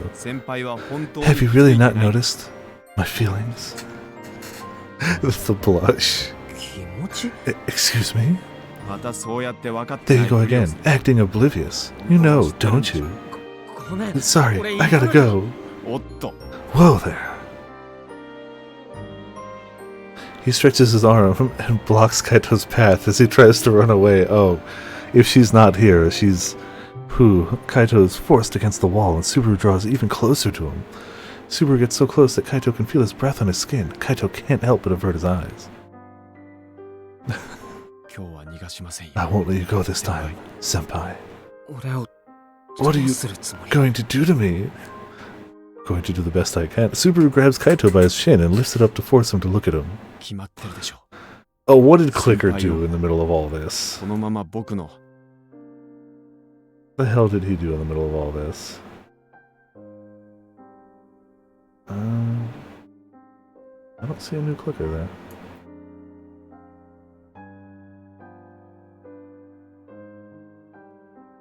Why am I... Don't use that quote here. It's such a good quote, though. Have I just not been... Did I accidentally, like, unfollow clicker or something? It hasn't been... that's, like, the second one in a row I haven't seen from clicker. Maybe it just didn't update again. Alright. Or refresh Twitter. Yeah, I saw it on Discord, though. Like, very nice. Very nice. Old school Resident Evil 2 goodness. It's obvious, Senpai. You're my... my... 僕の も That face, though. Good, get in there. It's the happiest we've ever seen Frau.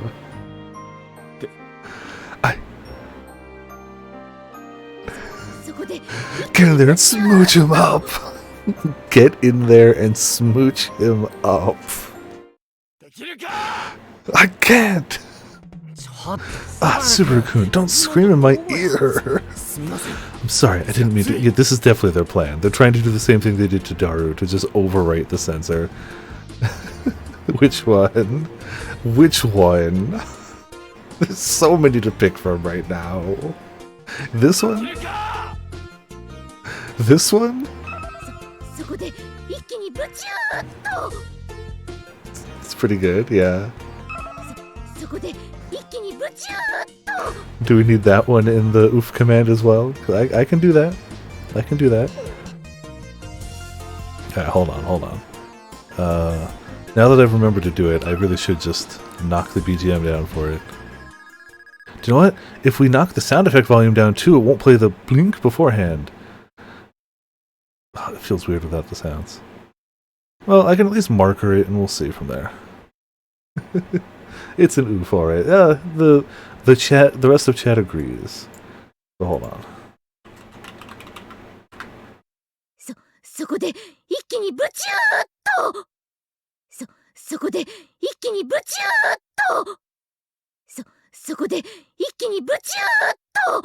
There you go. And, man, I wish I had thought before to get the sound effect down too, but I wasn't thinking that at the time. Ah, well. Now, sound effects back up a bit. Background music back up a bit. Cool. We're tasked with capturing the Chocomon, so we decided this was the best way to lure him out. But in order to do this, we require bait. Yowie, damn it! Game, why can't I screenshot this? Why? They knew if I could screenshot this, I'd become too powerful, is why. Under Frau Tan's supervision, we employed the cooperation of Yashio-kun and Subaru-kun, but I guess this is as much as these two can handle. They knew I'd be too powerful. I'm speaking to your heart directly. You must seek the game more deeply, more passionately. Come on, why can't I screenshot this game? Ugh. The problem with having the Frau chapter first is we're peaking early. There's no way. You must seek the gay more deeply, more passionately. That's the lie. I agreed to do this so that we can lure the Chocomon out, but all we're doing is making Furiguri happy. The Chocomon's nowhere to be found. We're still green. Take a look around. What? You mean it's already here and we just haven't... All the girls here are enjoying it. No, the main solution is trying to find the device. This is plan B. Plan bye.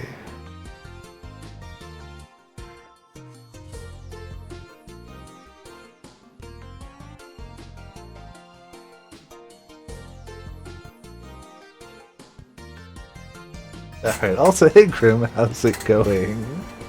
Welcome to Viperland in the chat. Potts has reached the limit. Fair. Actually, now that she mentions it. See, that's the thing. It's clearly not just affecting the guys. It's turning all the girls into Fujoshi as well. You know what? This ain't half bad. My heart is racing. By all means, give us Sen X4. Oh, do you know what? I don't know if they know a 4, but I know a Sen. So, that one I have to send to someone else. There you go. I hope they have someone in their life that 4 would apply to. I get the feeling that the women here have been intently watching the whole thing go down. Except for one. The one person not affected. Sorry, not a huge fan of this. No, what did you say? No girl hates yaoi. Yeah, but she likes Yashio. So...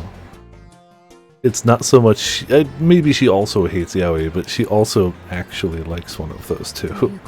So I guess this means Prez Senpai is no longer a girl. How rude. I'm a bona fide girl. Who cares? Went through all that and the monster didn't even appear. All it did was make us look stupid. Okay, Subaru-kun, calm down. How can you be so laid back? You're a victim, senpai. You're right, but... anyway, I'm not participating in this child's play anymore. But you've only done it once. Patience is key, SMH. She did another...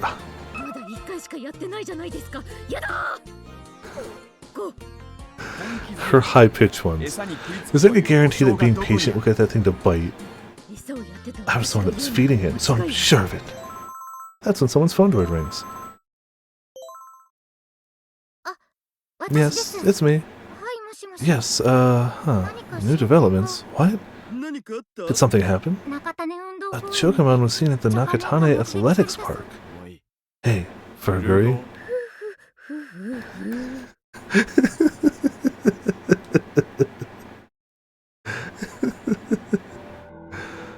Our plan to lure the Chokamon out with some bait ended in complete failure. Again, when he's already turned the entire island into a BL paradise, what's Senpai X4 Eyes? I doubt any sane person would think it would actually work, but considering the current situation and the phenomenon we're dealing with, sanity doesn't seem very significant anymore. Looks like people all over the island are starting to get riled up. Luckily, there are no casualties at the park, but if push comes to shove, the military need to get involved. Oh, because there's a hecking... Oh. Hey Naga. How's it going? Welcome to, welcome to Viperland in the chat.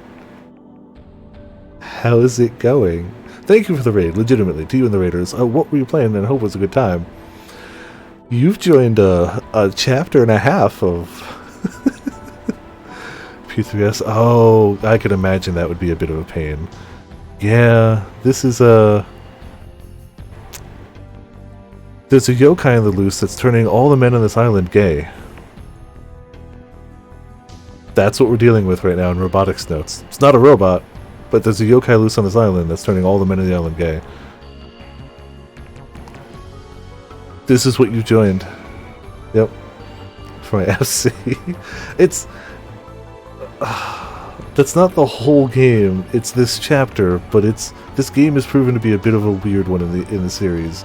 But you know, we leaning into it. We go in. It's fine. Oh, it's also... It feeds on BL, so it's actually gotten so large, it's a kaiju now. So it's a kaiju yokai. It hasn't killed anyone yet, but, like, we gotta catch it. JAXA could be affected at any time. If this situation gets any worse, even though it's not directly related, the festival may end up getting cancelled too. Looks like a big pain. I imagine. I haven't actually, like... I haven't looked to... All I know is that extra phase for Savage and 8. Otherwise, I haven't looked at any of the new Savage stuff. But I know 3 is a pain. Which is a shame, because the normal I like, but, like, I know from everyone who's talked about it that 3 is a pain. That's happening too late. It's already working on P3S and the stuff came out. Kinda want to finish. That's honestly cool, yeah. Get that clear. You can do it, even if it's a pain. Damn, how do we lure him towards us? Is there an event going on at the athletics park today? 特には Nothing in particular. The witnesses were couples and families that were playing at the pool. もう一度 Maybe we should rethink his action patterns again. 考え直した方がいいのかもしれない Whoa! Yashio-kun jumps after hearing the sudden voice from behind him. 何もそんなよう No need to be so surprised, Kaito Yashio. Sawada-kun pleads to Yashio-kun with sorrowful eyes. Excuse me. Looks like he's still under the influence of the Chokumon spell. Breathing down someone's neck is not a good way to show up. He did that in a split second. Sawada-kun, you're a dangerous boy. 心配するな Worry not. This time I'm here to see Hashida-san. Me? Look, I'm really not that type of guy. そうじゃありま It's せん not about that. Plus, I also have the right to choose my partner. I just got casually dissed, didn't I? Anyway, please, take a look at this. Sawada-kun pulls out his own phone droid and faces the screen towards me. There's some kind of chart on screen. What's this? これまで例の These are the locations that the Chokumon has been sighted at so far. Also, information about the witnesses. Huh. The chart includes the names, genders, ages, family structures, and the situation at the time of the sighting. Wow, Sawada-kun, you're the man. これを見れば As you can see from the chart, only men are affected by the monster. That said, it isn't only men who've sighted the 目 monster. 撃しているのは男に限り つまり What do you どうい mean? う In other words, the fact that the men who came in contact with the Chokumon turned into BL characters is a secondary effect. Basically, the Chokumon isn't specifically seeking out homosexual さ affairs. すがは Good job, Hashida-san. You catch on 読み込 quickly. みが早い To be fair, I'm biased since the image of Subaru-kun's dad, Mr. Candy, and Sawada-kun right here is so strong in my mind. But looking at the chart, there aren't actually that many pairs of men who've spotted the Chokumon. In fact, the overwhelming majority have been heterosexual couples. The second largest group was families. Based on these findings, maybe what the Chokumon is really after is what it considers general affection? 普通の General affection? Right. A yokai that roams around seeking general affection. But those who come into contact with it take on a twisted sense of love, juxtaposed to how they normally are. The more one seeks, the further it gets. What was that called again? I think it was 山嵐のジレン The マ Porcupine's Dilemma. Oh man. This game has caused me to have so many flashbacks. I've flashbacked to the college because of the Uke and Seme. Flashing back to college again, Evangelion for Porcupine's Dilemma. Just hitting me with all the old things I haven't heard in forever. In cold weather, porcupines will try to snuggling with each other to keep warm, but their spikes get in the way, so they have to find the perfect distance. It's the same for human society. Even though you would like to get close, each person has their own unique distance. Therefore, you need to be not too close, but not too far to interact. German philosopher Arthur Sofener, I know I said that wrong, proposed this saying to describe that antimony? In the present day, the phrase has been updated from a porcupine to a hedgehog. Yeah, I tend to think of it as a hedgehog dilemma, but still. Man. Jesus, this game, man. そうそう That's right, you know your stuff, Haki-chan. 新世代エヴァンゲリオン God damn it. Damn it.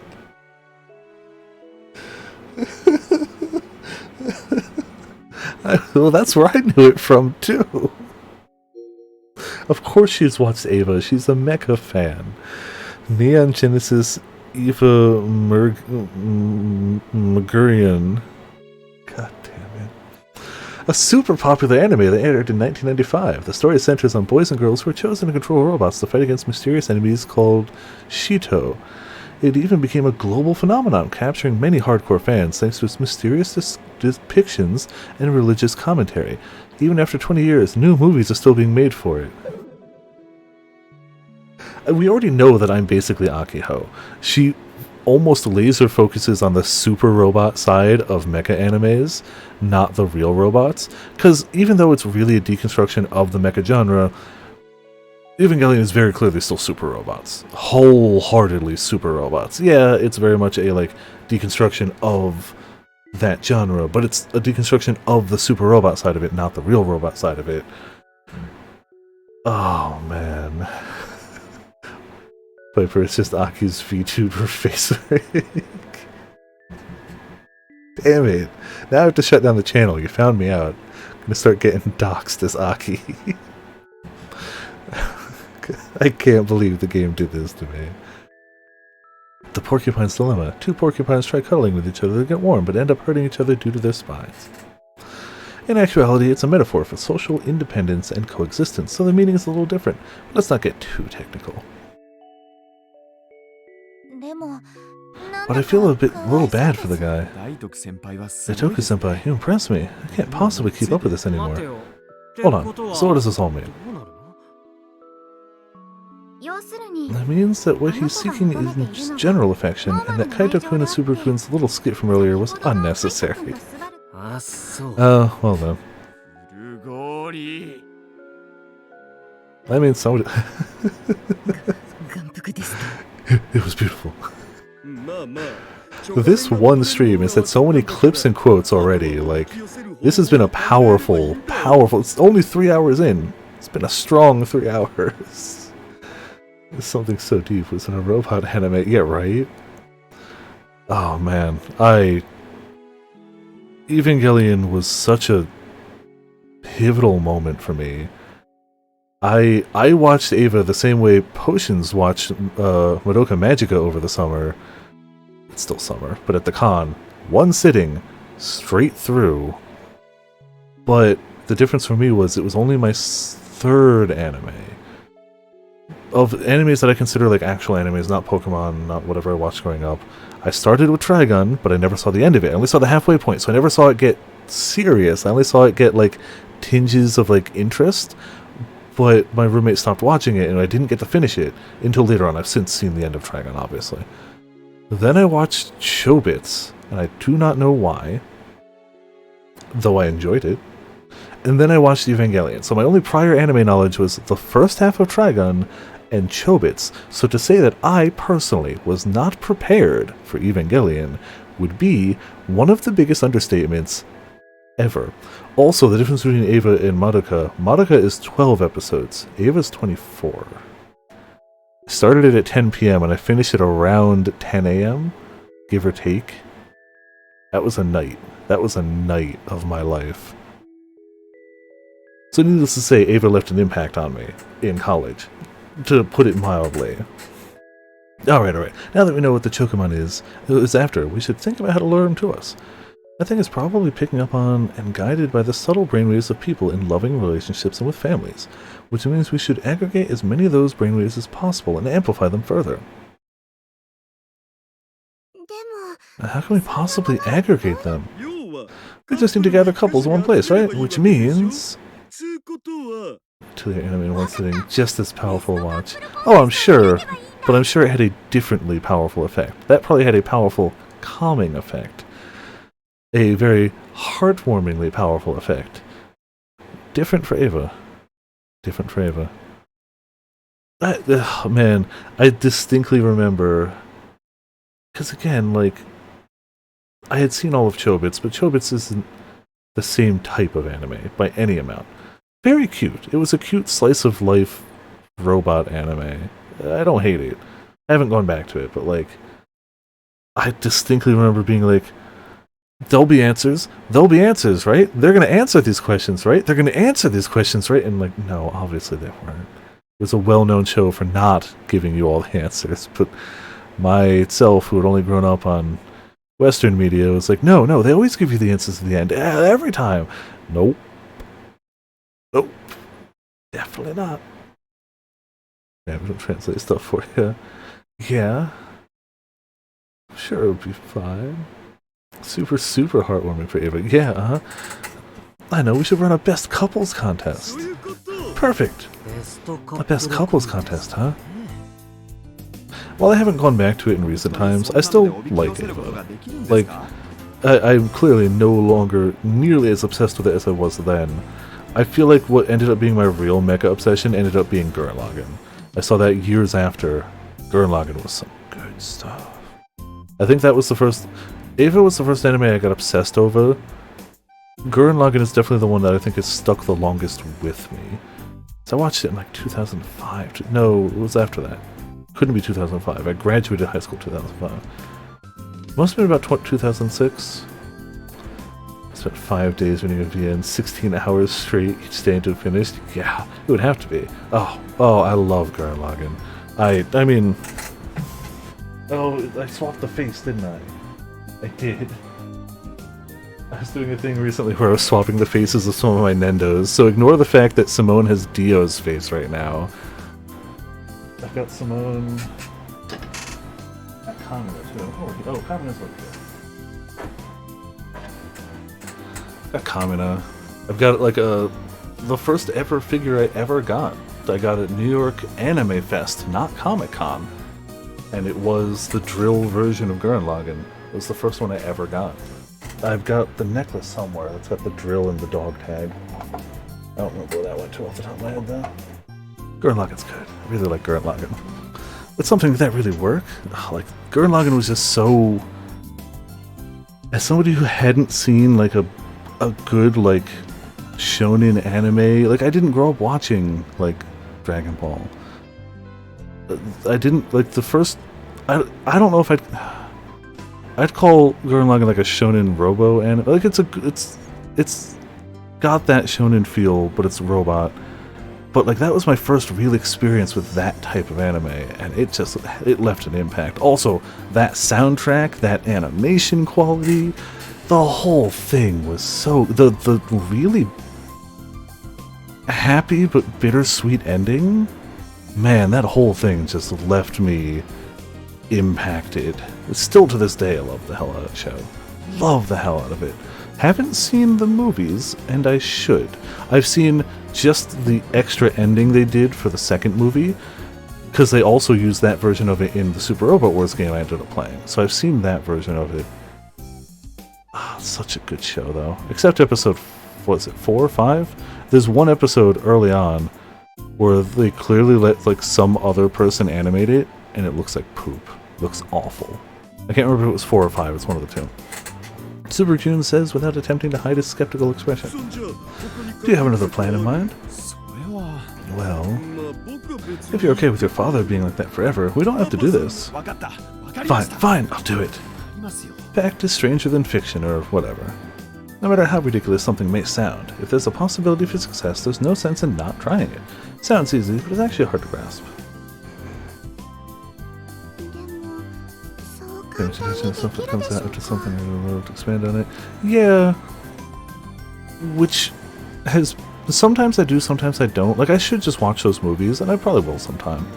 But I feel like if I want to re-experience it, I'll just rewatch the series. The last time I watched it was with the dub, which was surprisingly good. Like, I still prefer the subs, because that's how I was introduced to it. Subs good. Fan disc, I've heard it actively ruins everything. Oh, yeah, well see, that's also actively ruins. That's, yeah. But like, I really liked Steins Gate, so I sought out the game. I liked the anime, so I sought out the game. I liked the game, so I sought out Zero when that came out. So sometimes I do. Excuse me. And I've seen all the Ava movies except the newest one, and I don't know why I haven't taken that push to just watch that last movie. I know it's the final one. I know it's over. I just need to sit down and watch it. But I think I need to just make a day out of it and watch all the movies again, except that first one. The first Ava movie doesn't matter, because they only really change like a few little things. 2.0 and onwards where it matters. Yeah, the first time reading Zero didn't have the best of time, but like, I expected it to be Steins Gate 2, and it wasn't. I 100% expected it to be Steins Gate again, and it was not that. And I totally now appreciate it for what it is, but at the time, it wasn't what I expected it to be. And because what it was didn't meet my expectations, I was upset, even though it's objectively a good thing that I now enjoy. which is also why I try not to like put too high expectations on things that haven't come out yet. That was that one time where it's like, oh man, I ruined something for myself by just expecting it to be something that it never claimed to be. Maybe I should stop doing this. Oh, I really liked it. The second time through, I enjoyed it much more. So, we're playing this now because about a year and a half ago, I was like, I want to sit down and play the entire Science Adventure series that's available. So we started with Steins Gate. Even though it was the second game, I wanted to start with something I knew. Then we played Chaos Head, then we played Robotics Notes Elite, then we played Steins Gate Zero, then we played Chaos Child, now we're playing this. And I originally wasn't going to do Zero. The original plan was I was going to skip that. I swore to myself when I played it the first time I was never going to play it again because all it did is depress me. And I'm glad I played it again.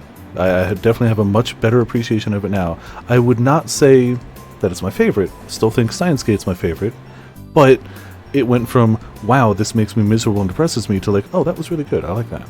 Which is a huge leap. Huge leap. Well, will it work that easily?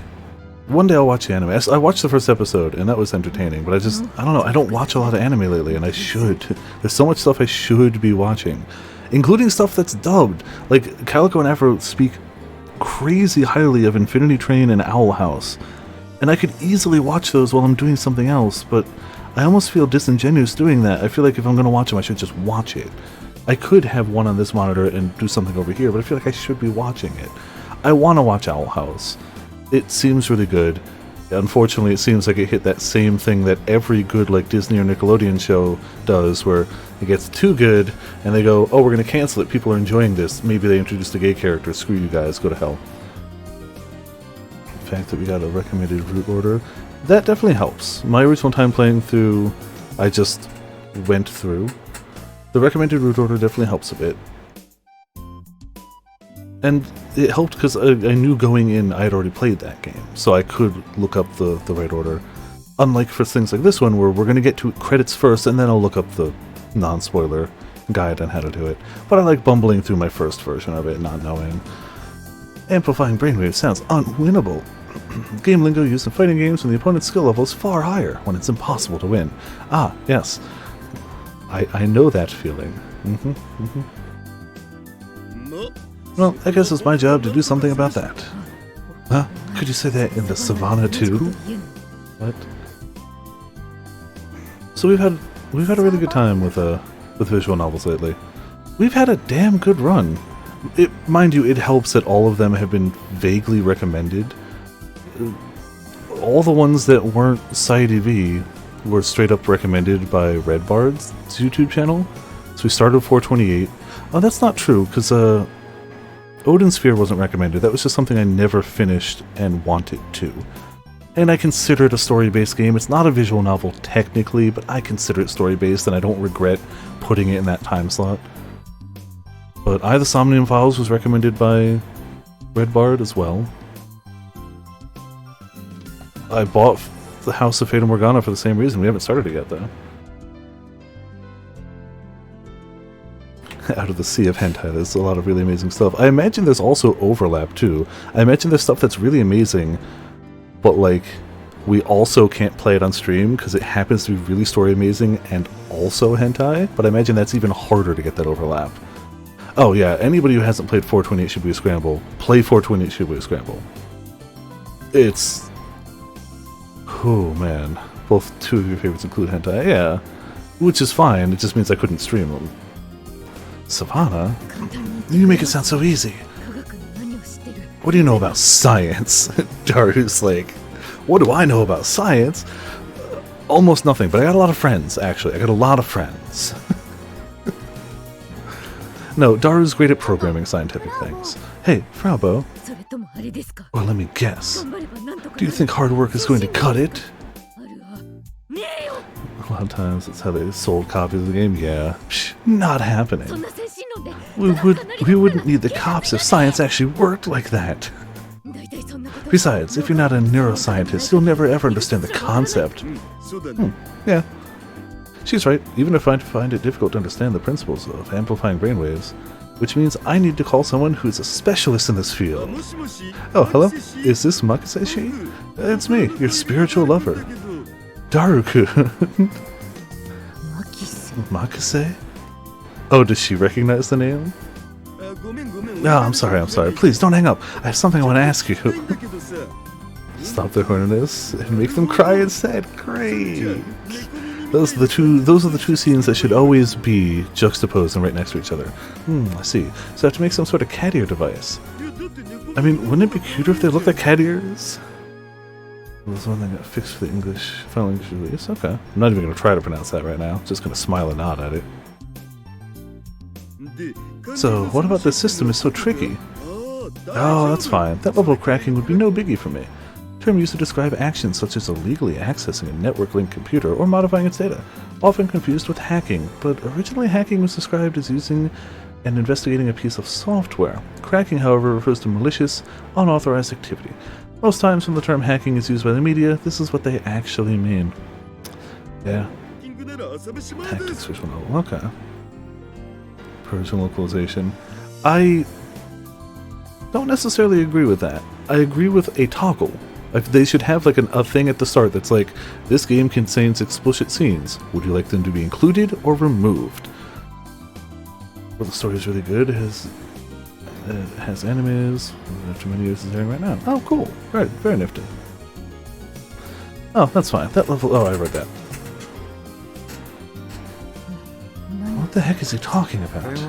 He's on the phone with one of the top minds of neuroscience, Miss Krisu Makase. Oh, what did you say? Excuse me. You mean the famous... But why? He's got friends in smart places. You must at least be familiar with the name. The super hacker called Oh, he's spilling all the beans! Daru's on the phone, so can't stop him. Bleh! The man in front of you is DaSH, Daru, the super hacker. Well, we've broken Frau for the, 5th time this day? Anyway, we might just manage to get our hands on a brainwave amplifier. The anti-scene toggle, we don't actually remove all the adult content because the character sprites sometimes. Yeah. Frau's been acting weird since I got on the phone. Oh, he didn't even hear. You are God. Not the reaction I expected. Oh, what? Is he really that big of a deal? Blasphemy! Back off! Oh, hold on, I want to hear that one again. She's having a very fun time. Who do you think this man is? Sawada-kun, did you tell them? Yes, I spilled exactly what I said. I said he was spilling the beans. Please forgive my many rude acts. Have mercy, have mercy. Oh, please stop that. I'm still me, just Itaru Hashida. Granted, the only person acting freaked out is Frau. Everybody else just has a blank expression on their faces. I find that more comfortable. Anyway, I have to build this device. Can you help me, Sawada-kun?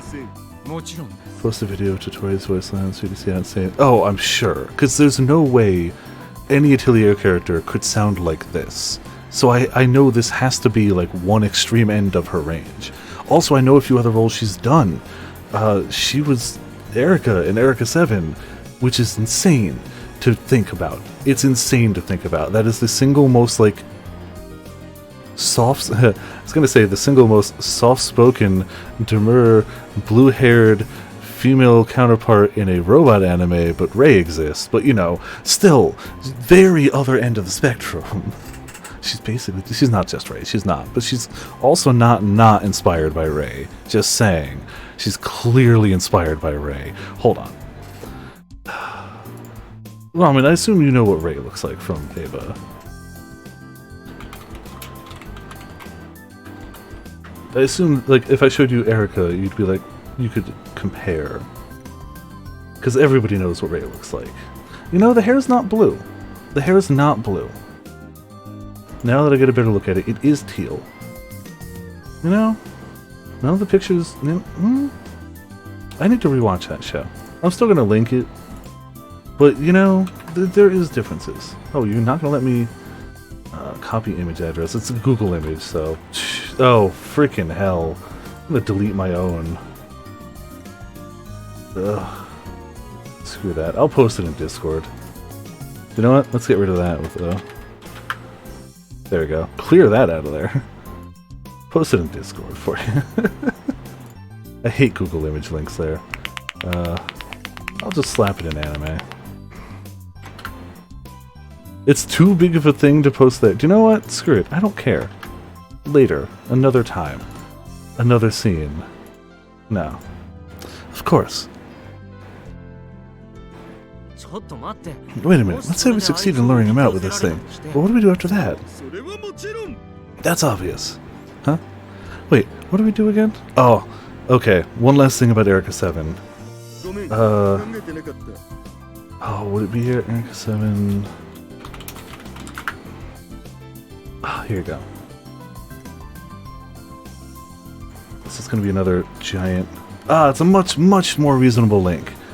So, for one of the end scenes of Soul Eater, apparently the animators were fans of Erica 7, so they dressed Soul and Maka in the protagonist's clothes from Erica 7 and put it at the end of an episode after the credits, and I loved it. Because at that point I had seen Erica 7, so I was like, I get that, that's really cute. They ever screwed up the minds and they need to come after... Yeah, oh, absolutely. Absolutely. Sorry, I didn't think that through. But I'm glad the writer-director finally has the Eva off his back. Because I know he was a thing. Like, he didn't really like to keep making Eva, and he was getting death threats for it and stuff. Like, the show almost got too popular. And he's done really great stuff since. If you haven't seen Shin Godzilla, man, watch Shin Godzilla, and it's the same guy who did Eva, which you can tell because he takes some of his own music, and there's a little bit of, like, visual similarities, slight. Shin Godzilla is fantastic. Really worth watching. I mean, watch Everything Everywhere All at Once first. Just everybody... You should stop watching me right now and watch Everything Everywhere All at Once. Like, right now, but, you know, after that, Shin Godzilla. I didn't want to make her finish movies. Yeah, like, as much as a fan of them as I was, and as much as I'm sure he enjoys making the constant money off it, I could understand. I wish he could have gotten away from it sooner. I'm glad he got to wrap it up and it's now done, and he could be like, it's done, leave me alone. For his own sake, I wish he could have done that sooner. Like, I loved the show, but once I found out about, like, the creator, I was like, oh man, this guy's had it rough. I'm glad he didn't show up during Big Brother's skit earlier. So what's the plan? See, and again, Ramen knows now too. Watch Everything Everywhere All at Once. What can we do against a humongous thing like that? I straight up think I'm going to buy the DVD, A, to support and own it, and B, so I can stream it on the Discord at some night. Because it's so good. That's one of those things, though, like, somebody will hop in halfway and be like, TLDR, or be like, impossible. Start it you gotta have to watch it in the beginning. Can't do it. Can't do it. I wish I could give you a good synopsis, but there's no way I can think to describe it without spoiling major aspects, and I think going into it blind is the best way. I know that's really cryptic and stupid, and it's not a good way to sell something, I get that. But, like, I really... It's one of those ones I'd say, please look up... don't look up anything about it and just watch it. Just watch it. It's so good. I liked it a lot. It is... the worst part of the movie that seems to be at the time, but it all makes a lot more sense later. It's the first, like, 10 minutes. It's a little slow. It's a little slow in the first 10 minutes. It is absolutely worth it. There's payoff for everything. I swear to you there is. It's so good. But, like, even me, those first 10 minutes, I was like, what? I don't... what? But then, like, stuff happened, and I was like, oh, stuff, oh, stuff, oh, stuff, oh, crap, oh, man, oh, awesome. It's great. It's wonderful. Just... if you absolutely need to be sold on it, send me a DM. I can spoil some stuff for people if they're really like, I can spoil some stuff, and maybe it's not for everyone, for sure. But like, ooh, man, it is so unlike any movie I've seen recently in a great way. I need to rewatch it. Just Ramen having rewatched it today has made me go, I need to watch it again. Like, that's so freaking good. Huh? Aren't you guys forgetting something? Especially, okay, the closest thing to a spoiler I can say, without really spoiling anything, it's great if you like a bit of wackiness and weirdness with heart. If you like a movie that's just a little bit strange, in like a comedic way, but that has a great heart to it. That's the best I got for it, in terms of like, what it's about. If that sounds like something you've ever enjoyed, watch the movie. Nat Han wears a fearless smile on his face. Also, if you just love like visual effects and like crazy special effects. Also, it was made on a shoestring budget and doesn't look it, so it's really nuts. The movie was made on a smaller budget than one episode of Stranger Things. Any one episode of Stranger Things from recent seasons, the movie was made with a smaller budget than that. But it doesn't look like that. It looks, oh man. Yeah, a movie that makes you feel good in this day and age, watch it. Please. Watch it. Oh. I cannot recommend it higher, and I wish it wasn't something... I wish it was something I could give a more concrete description of without spoiling things for people. But I feel like I'd rather not spoil things and get fewer people to watch it, though I'd rather... it's such a good thing. And now again, I have Ramen to back me up, so I don't sound like a crazy person just raving about a movie that's like, no, only I liked it. Like, no. Oh man, there's no way to sell it other than project pure enthusiasm. You know, budget of $1 million. See, that one makes sense. That wasn't like a big special effects type movie. I feel like most of that money went to the pen and paper, like the standard side of stuff. There probably wasn't like big special effects. It was pay the actors, pay the crew, pay for the film, pay for like... I've never actually seen the entirety of The Breakfast Club. Oh yeah, for sure. With inflation it would be a little different, but still. Episodes, One Ring of Power. Oh, that's out, isn't it? I don't think I should watch that. Excuse me. I have no doubt that it's probably good, but it will never be able to beat the nostalgia I have for the Lord of the Rings movies. And I accept that. I will never, even if that show is fantastic, it will never beat the nostalgia I have for the Lord of the Rings movies. So I should just let new people enjoy it and be like, cool, awesome, more people enjoying Lord of the Rings. Hell yeah, great. But I shouldn't watch it myself. Because those movies were just so iconic to me. Even if they do beat it objectively, it would never beat it in my heart. So I should just, you know...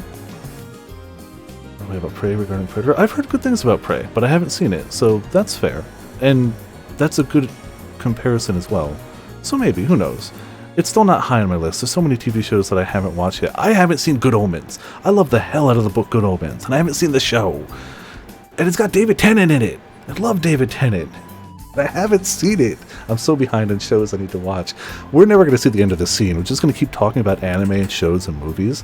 It's fine. It's fine. Whatever. Oh man, Good Omens was jointly written between Neil Gaiman and Terry Pratchett. Neil Gaiman is fantastic. I've only read 2 of his books. Everybody speaks highly of the rest of his. He's done so much great stuff. Terry Pratchett, though. Terry Pratchett is right up there for me with Douglas Adams, even though I've only read 2 of Terry Pratchett's books too. Holy crap, I need to read more of his books. I've only read Soul Music and Good Omens, but I love them both. Soul Music is in the Discworld series, and it's basically about how the music industry kills actual creative music people. And I kind of loved it. And Good Omens is fantastic, but Terry Pratchett is so good. I can't watch House of the Dragon for a different reason. Because Game of Thrones. Game of Thrones borked that last season so hard that basically wiped it from public consciousness. It wiped it, like, it was that show that every single person watched, knew about, or talked about. And it wiped it from public consciousness with one bad season. Arguably, I'd call it 2 really bad episodes, but they were the last 2. Oh man, I need to read more Discworld, legitimately. I did read the first one. I read The Color of Magic. So I have actually read one more Terry Pratchett book. Terry Pratchett reminds me in all the best ways of Douglas Adams, and I love Douglas Adams. Hitchhiker's Guide to the Galaxy, the whole series is... it's just one of my favorites. It's so good. And Terry Pratchett has a lot of the same sense of humor and vibes to his writings, and I love it. Oh, I love it so much. And so him and Neil Gaiman working together in a book about, like, heaven and hell and angels and demons was always gonna be great. It was always gonna be great. I wouldn't even call it a complaint, but like the one really noticeable thing about that book is you can super notice the bits that were written by Neil Gaiman and the bits that were written by Terry Pratchett, but they still merge and mesh together super well. It's great. It's so good. I need to read more Discworld. Really do. Hitchhikers is... The Hitchhikers movie was fairly decent. I would not in any way put it above the book, but they, the casting was phenomenal. The visual effects fit the movie. Most of the movie was direct quotes from the book. Like, they had to cut stuff because that's how movies do. I wouldn't call it my favorite adaptation, but I'd be like, they did a good job. But just read the book. It's not even a long book, just read the book. But the movie's good. Hell, we've got a sound clip from it, right? Oh, we put it in bits, didn't we? I put it in bits, not in that command. It's fine. I say it's fine, but I know we're not making any more progress in this, so I'm definitely not going to go look up that alert right now. I wouldn't do that. Not in the middle of doing other stuff. Why would I do that? Why would I? Alert variations? I mean, yeah. Where was it? Aha! The answer to the ultimate question of life. Oh, Paranormal Activity. That's why they keep making those. 42. Because Blair Witch is one of the biggest, like, low-budget, high-profit films in history. Blair Witch was also another one. Like, any found footage type film is inherently lower cost, and when done right can be great. I've never seen Blair Witch, so I can't speak on that one, but I've seen Paranormal Activity, and I wouldn't call it my favorite movie, but I'm impressed with what they did with so little. Really good for what they did on that budget. Phenomenal. That's why they keep making them, because they're stupid cheap to make, and even if they make only okay money, that's really a lot. Oh, you know what, while I'm already in here, we had one other, where was it? The one I did live, I haven't heard this in forever. So, we have a bit notification for 69 bits, because of course you have to do one for 69 bits, and it's Bill and Ted just saying, 69 dudes!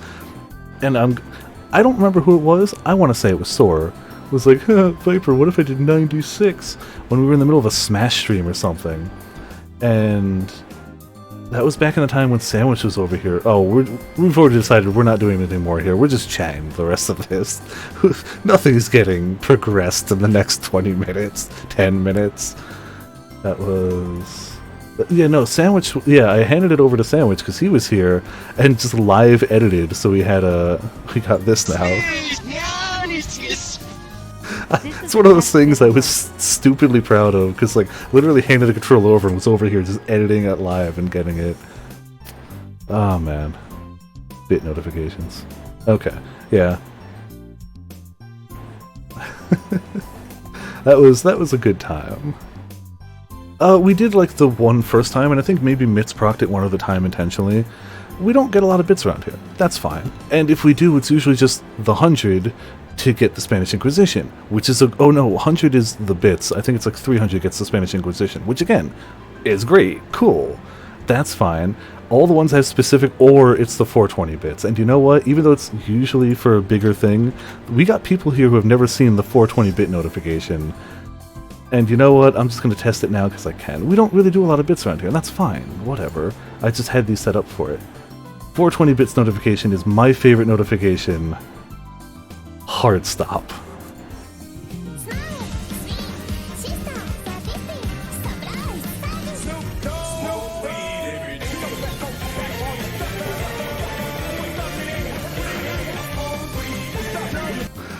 Blend W is the greatest thing to ever exist. The 420. So I know Mitz has triggered that one a few times, but it's usually Spanish Inquisition. Like, that's usually the bit notification. That's cool. It's a great one. Nobody expects it, and that's the thing. Since we don't get a lot of bits around here, I never do expect the Spanish Inquisition. It's perfect. Notifications are great. Anime is great. Movies are great. Everyone should go see Everything Everywhere All at Once. And I should start watching more TV shows. I should watch Good Omens. I should read more Discworld. Oh, man. I was big into fantasy when I was, I want to say, like, late elementary school. Right before Harry Potter stuff started coming out. I ended up getting a box of books from one of my mom's friends, and it had a lot of authors in it, but one of the main ones was Piers Anthony. I ended up falling in love with his writing and just fantasy in general. Before that, I was mostly a sci-fi guy. Younger age, I read a lot of Star Wars novels, like young me. We're talking like 8, 9, 10, that age. I used to read a lot of Star Wars novels. So I have deeply hidden, way deeper knowledge of the Star Wars universe than, like, some people. But I also don't know a lot of the newer stuff. I haven't seen Mandalorian and stuff like that. So I have specific Star Wars knowledge. But I used to be big sci-fi. But that box of books changed my life, and all of a sudden it's like, oh, ooh, let me look at all this fantasy stuff, and that's so good. 2 hours to watch it right now. Yeah. Slow step away. Oh yeah, no, it's fine. It's all good. Yeah, if you're here for the plot, sorry. We just got to chatting. We'll find out what happens tomorrow, so it's okay. It's okay. It's been a good night. Even in the 3 hours and 20 minutes of just story we got so much stuff. Holy crap. We got so many quotes and clips from just the bit we had. It's been a powerful night. For any time we got a Frau chapter, like, yeah. See, I've read The Hobbit when I was like 9 or 10. But the problem is it didn't really stick with me. Like, I read it, but all I really remembered was, like, the bits with Gollum, like, later on in life. And Lord of the Rings, the movies came out, and I hadn't read the books by then. So I saw the movies and loved the hell out of them, so I went back to read The Hobbit and enjoyed it way more the second time when I was a bit older and could really appreciate it. Man, yeah. Oh, there and back again, A Hobbit's Tale. Seeing, like, little references to that in the movies were great. Oh, those movies are so good. The books are so good. Lord of the Rings is great. Hobbit's great. I need to just... I don't read much lately. Just like I don't watch much TV lately. I mostly play games, and, like, I love playing games, obviously. That's why I keep doing it. I should read more. Yeah. Hobbit to me as a little kid. Oh, see... That would be cool. I definitely read it myself. My parents had this thing where they thought I was like, he's reading so ahead of his level. And it's like, yeah, I read the books because they wanted me to read them, but I didn't really, like, latch onto it, if that makes any sense. Kind of went in one ear and out the other. Though, eyes, in one eye, out the other. Correct, yeah, now it's different, obviously. I'm talking about way younger, way younger. He's reading a visual novel. Yeah, that's fair, but I mean reading books. You're right, though. We are currently reading a visual novel, and even the Yakuza games require a lot of reading. Yeah, that's fair. I always get the visual novels, Sundays at least. I only had watched a movie for Rings and Hobbit. Okay. I only saw the first Hobbit movie. I liked it well enough, but I didn't go see the other two. It really didn't need to be a trilogy. That was very clearly done for money purposes, very clearly. It was... I mean, The Hobbit's about the length of any one of the Lord of the Rings books. They didn't need to make that one a trilogy. I still like the movie well enough. Visuals look good. It still had that Peter Jackson flair. If you ever want real bad whiplash, watch the movie Dead Alive. It is actually a really good cheesy horror movie. It's not a good horror movie, it's a good cheesy horror movie, and it was Peter Jackson's first movie. And watching it and going, wow, this is the guy that would go on to make the Lord of the Rings movies is baffling. I love it. I really love Dead Alive, but it's not good. It's one of those movies that's just so bad, it's like, oh, this is awful. I love it. The shoehorned in love triangle. Oh, there was a love triangle in those? Of course. Just alright for movie-wise. Yeah. For him, clearly the Lord of the Rings movies was like his dream, the thing he wanted and needed to do. And the Hobbit movies were the higher-ups say we have to make a Hobbit movie because we stopped making Lord of the Rings money. Get your butt over here and do it. He clearly did it, and it was probably fine, but it wasn't his, like, passion project.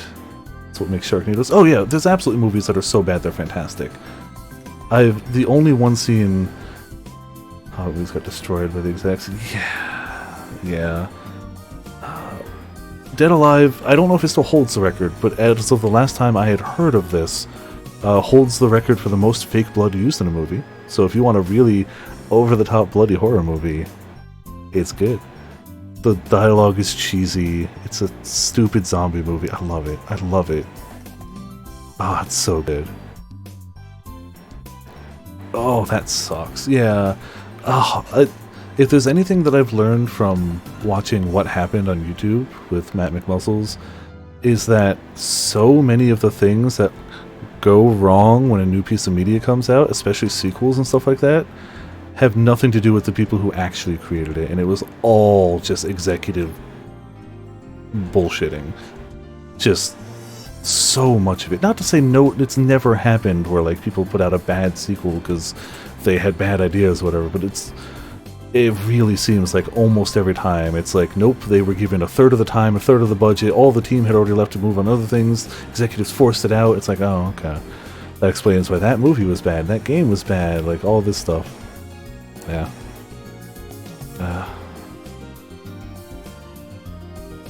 Stupid. Take the hit from people. Yep.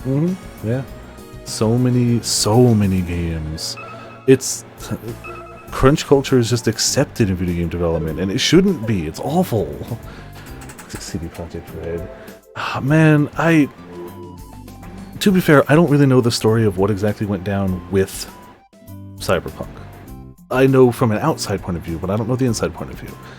But like, man, I know some of their history, and it really seems weird that like that would happen without some sort of outside force forcing something. I think it was partially they bit off more than they could chew. If they had not made it for Xbox 360 and PS3 or PS4, if they just made it PC and Series X and or Xbox One, sorry, if they just made it Series and PS5 and PC, I think that game would have been way better received than it was. Most of the issues were it just couldn't, older gen couldn't handle it. Could not handle it. They never should have made it on PS4. Correct. But when they made it, there were only so many PS5s and people couldn't get a handle on them. But like, I've heard so much stuff about them in their Witcher days and how they like go out of their way to make stuff like as best they can, and like they seem like a good team. So while I don't know what happened behind the scenes with Cyberpunk, like my gut tells me it must have been like some... Oh, don't get me wrong. Well, the Witcher games weren't perfect either. The first game was buggy. Leaned a little too heavy on just, hey, we have nudity, by the way. But like, it was still very clearly a team that like was super passionate about the project and the source material and making it as best as they could. And I feel like you can even see a lot of that passion in Cyberpunk, but like, clearly something got out of hand. I honestly feel like it's probably somewhere along the line of what happened to No Man's Sky, in the sense of a team that usually made smaller games. Before No Man's Sky, Hello Games made Joe Danger, a mobile game. Like, they weren't used to making big things. And even CD Projekt Red, Witcher 1 and 2, kind of smaller. 3 was clearly bigger and a big success, but like the gap of difference between what 3 was and what they wanted Cyberpunk to be for a smaller studio, absurd. Crazy aiming high. If they had been able to pull off half the stuff they said they were going to, and then the hype got away from it, and then they got Keanu Reeves, and the hype got even higher. At some point, the hype was so high, even if they had made the exact game they promised, it still wouldn't have been. And they didn't make that exact game. I don't know. I've watched a friend play a good few hours of it, and I've watched the whole of the Action Button reviews. Not that that really matters. Those are great videos, but I wouldn't call those it's not the same as watching somebody play it. I like the world. I like the characters. I like the ideas behind it. There's a lot of good there that just was a bit buggy. Action Button was a bunch of it, but I have friends who are legitimately big fans of it since release, and I can respect that, because I defended Day One No Man's Sky. I still do. It was what I wanted. It is objectively better now, but it was still what I wanted when it released. I wanted a game to fly between random planets and explore space, and it gave me that in spades. That said, we're at midnight now. I am really sorry for anybody watching this archive, fast-forwarding through, like, is he going to play more of the game? Is he going to play more of the game? No. No. Sorry. I regret nothing. It's all good. Well, yeah. Tomorrow we'll hopefully finish up what Frau's got going on here. I forgot to upload the other archive, the second one from last week. I clipped the sound files, obviously, but I was like, oh yeah, I'm in the middle of work, I'll upload it later, and then I forgot to do that. So I'm gonna have to upload that one and this one. Yeah. For now, we got ourselves a monster, a quote, a Discord. Darkness highlights. Oh man, that was from the... Oh, that was the art stream we did. That wasn't the Bob Ross one, that was the full art stream. Oh, that was weird. That was where we drew Tizo, Compliance, the Gloctopus. What else was that stream? Oh, there was a beam struggle between a Rajang and something. Yeah, that was a ways back. That was fun. But, like, I'm okay without doing that one. And if I'm going to do art stuff now, I like the Bob Ross ones. Those are cool. But yeah. Hope everyone had a good time. I mean, it was a Frau episode, so, like, how could you not? Tomorrow we're playing this. Monday we're playing Yakuza. Tuesday, Thursday, Monster Hunter. Friday, Sunday, we're going to be doing Splatoon. It was going to be Friday, Saturday, but Saturday is a friend's birthday. So I'm going to go see my friend and celebrate their birthday. So Sunday will be more Splatoon. So yeah, that's what we're going to do. Thank you all for tuning in. Thank you all for watching. This has been Vipers of Viperland. Also, did we have a... Oh yeah, obviously, much appreciated to Naga for the raid, and everybody in chat, hanging out, enjoying good times, and sticking around for random chats for a few hours on end. That was like an hour. But you know, it's fine, whatever. This has been Vipers of Viperland, and I'll see you all next time. And we end on the scene with music.